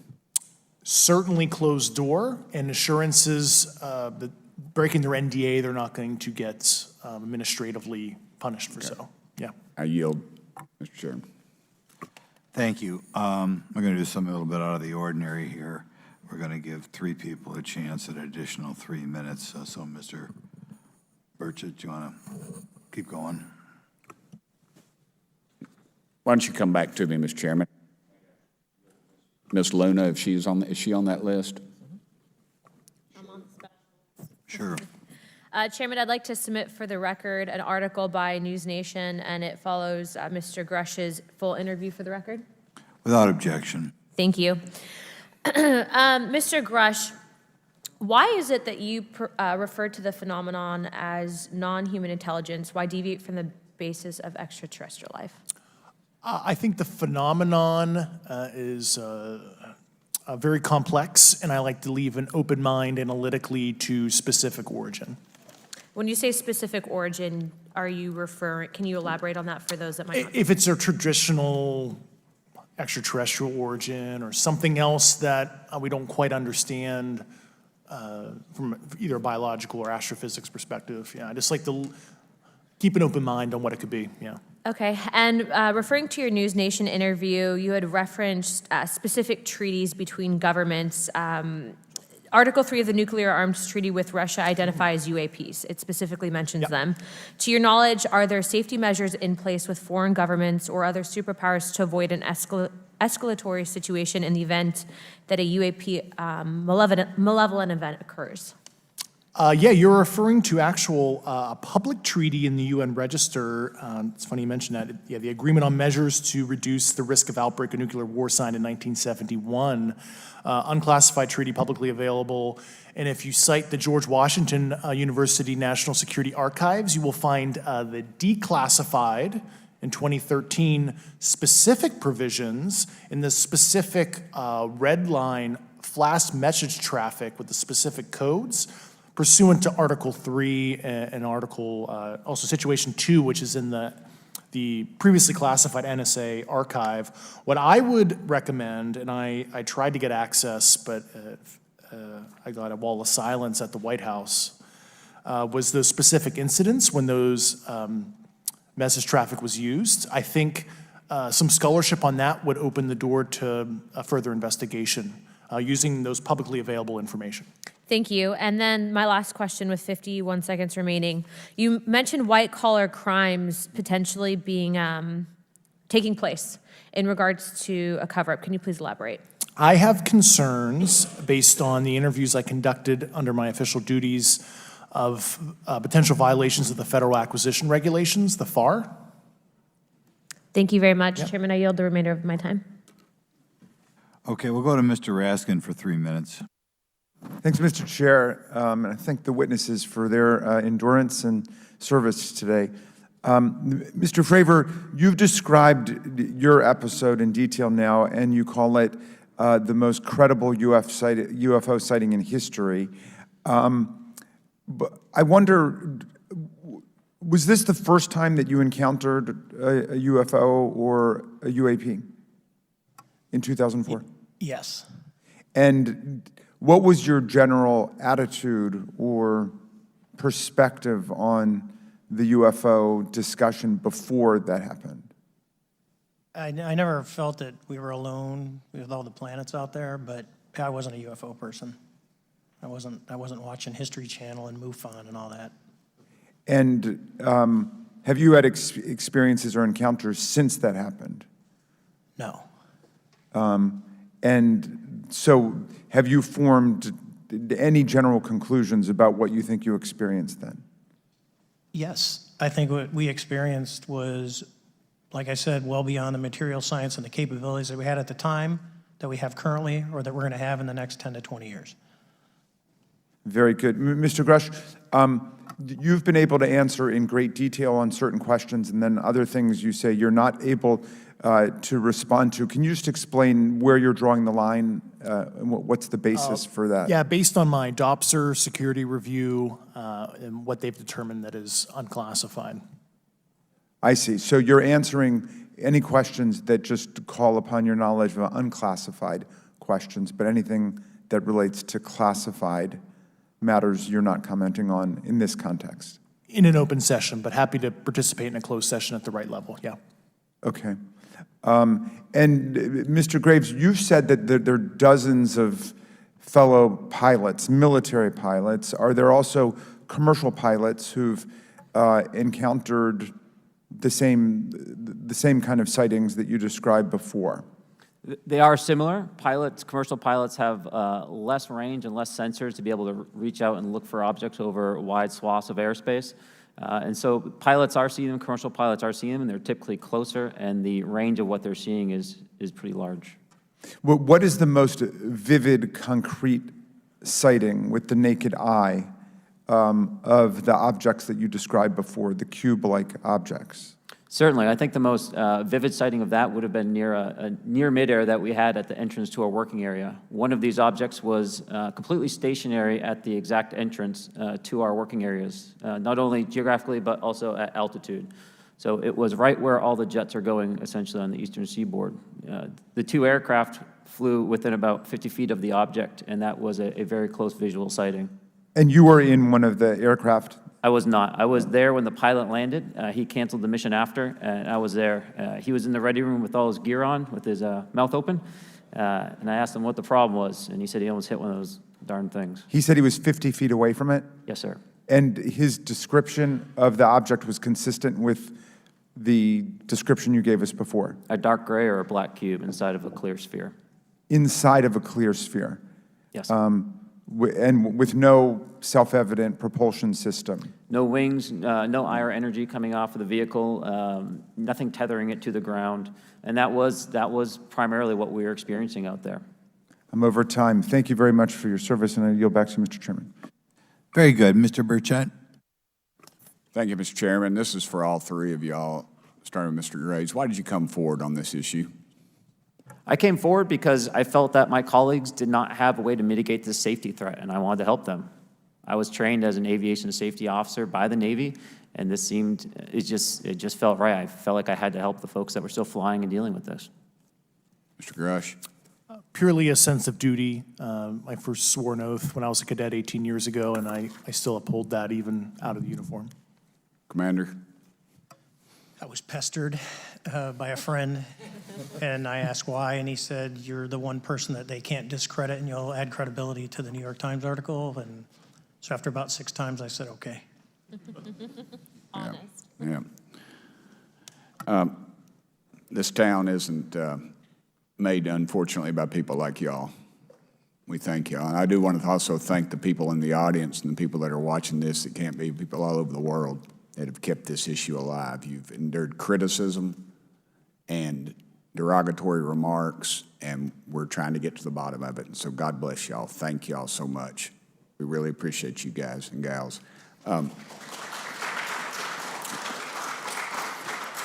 That's why we need term limits. Y'all keep clapping, us politicians just keep talking. So let me ask y'all, how can the public contribute to UAP reporting, and what avenues you think are available to the public to report these sightings? Well, right now, I don't think there is a lot of public options for every man to be able to report on this. I think even for professionals that have sensor data that are seeing these on a regular basis, they're still hesitant to come forward. And so for the general public, I think encouraging the conversations that we're having today, looking for technology solutions that can be distributed so that objective data can be gathered is the first place to go. Mr. Grusch? I'll just touch on the whistleblower side of it. I do encourage, current and former military, intelligence community, and industry contractors to come forward in a legal way, either through the IC or DoD or whatever the cognizant IGs are, to lead, join me in this discussion. Commander, and I guess I should say this for the record. My daddy was United States Marine Corps, 1st Marine Division, so. Hoorah. Yes, sir. He was old school, him and Chesty Puller on Peleliu, so thank you, wow. brother. Wow. Yes, sir. I'm not anything like my daddy. He was incredible. I'm very mediocre, to say the least, but go ahead. You seem to be doing fine.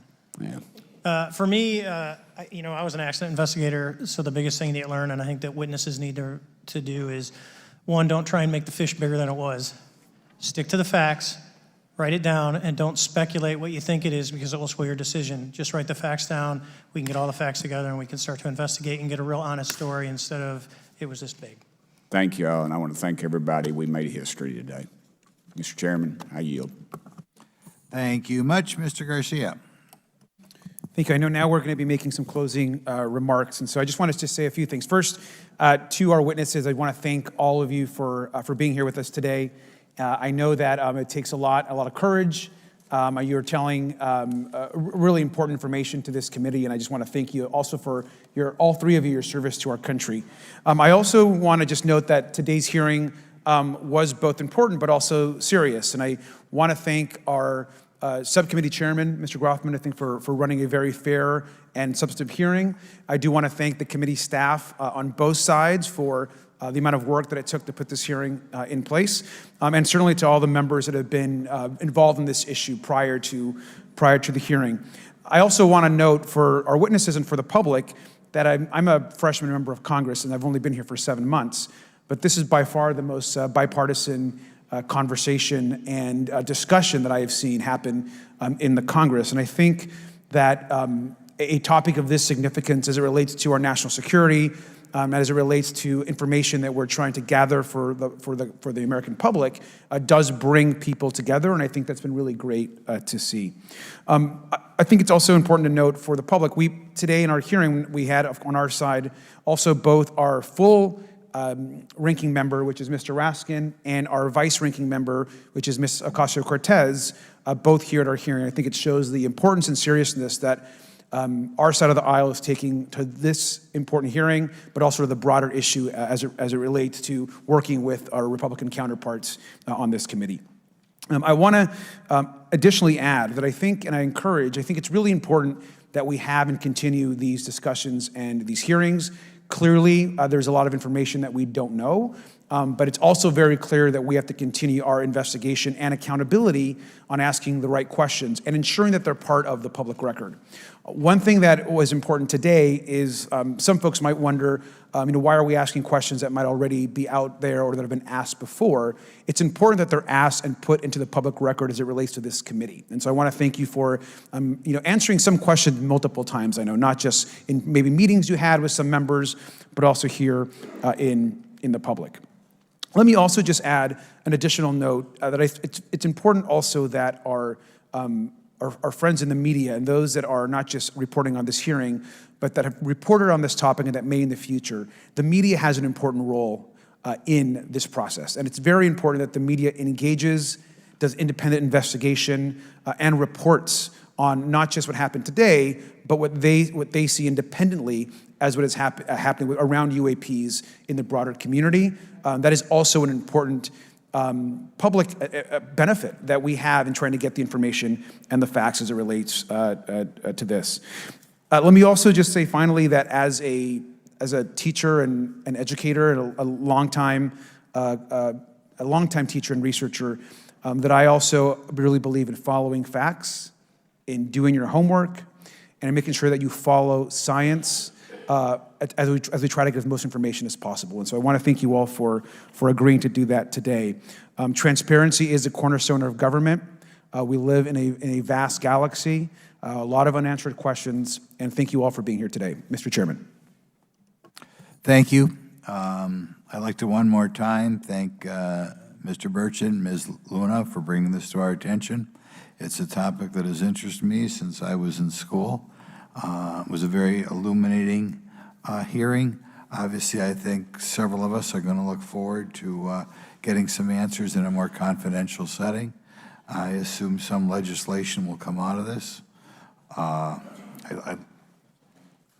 Sure. I apologize, Mr. Chairman. I need to compliment the folks in my office that did a lot of the work on this. Rachel and Noah sitting behind me here. They're very quiet and humble, but if without them, this thing would not have come off like it did, so I apologize. Thank you. I think we're going to want to look into what we can do to make more of this information public. I think there's certainly a time period after which it should always be made public, and people have been concerned about these issues, like I said, since I was in high school. But in any event, I'd like to thank everybody who was here, sticking through the entire hearing. Without objection, the members will have 5 legislative days to submit materials and to submit additional written questions for the witnesses, which will be forwarded to the witnesses for their response. If there's no further business, without objection, the subcommittee stands adjourned.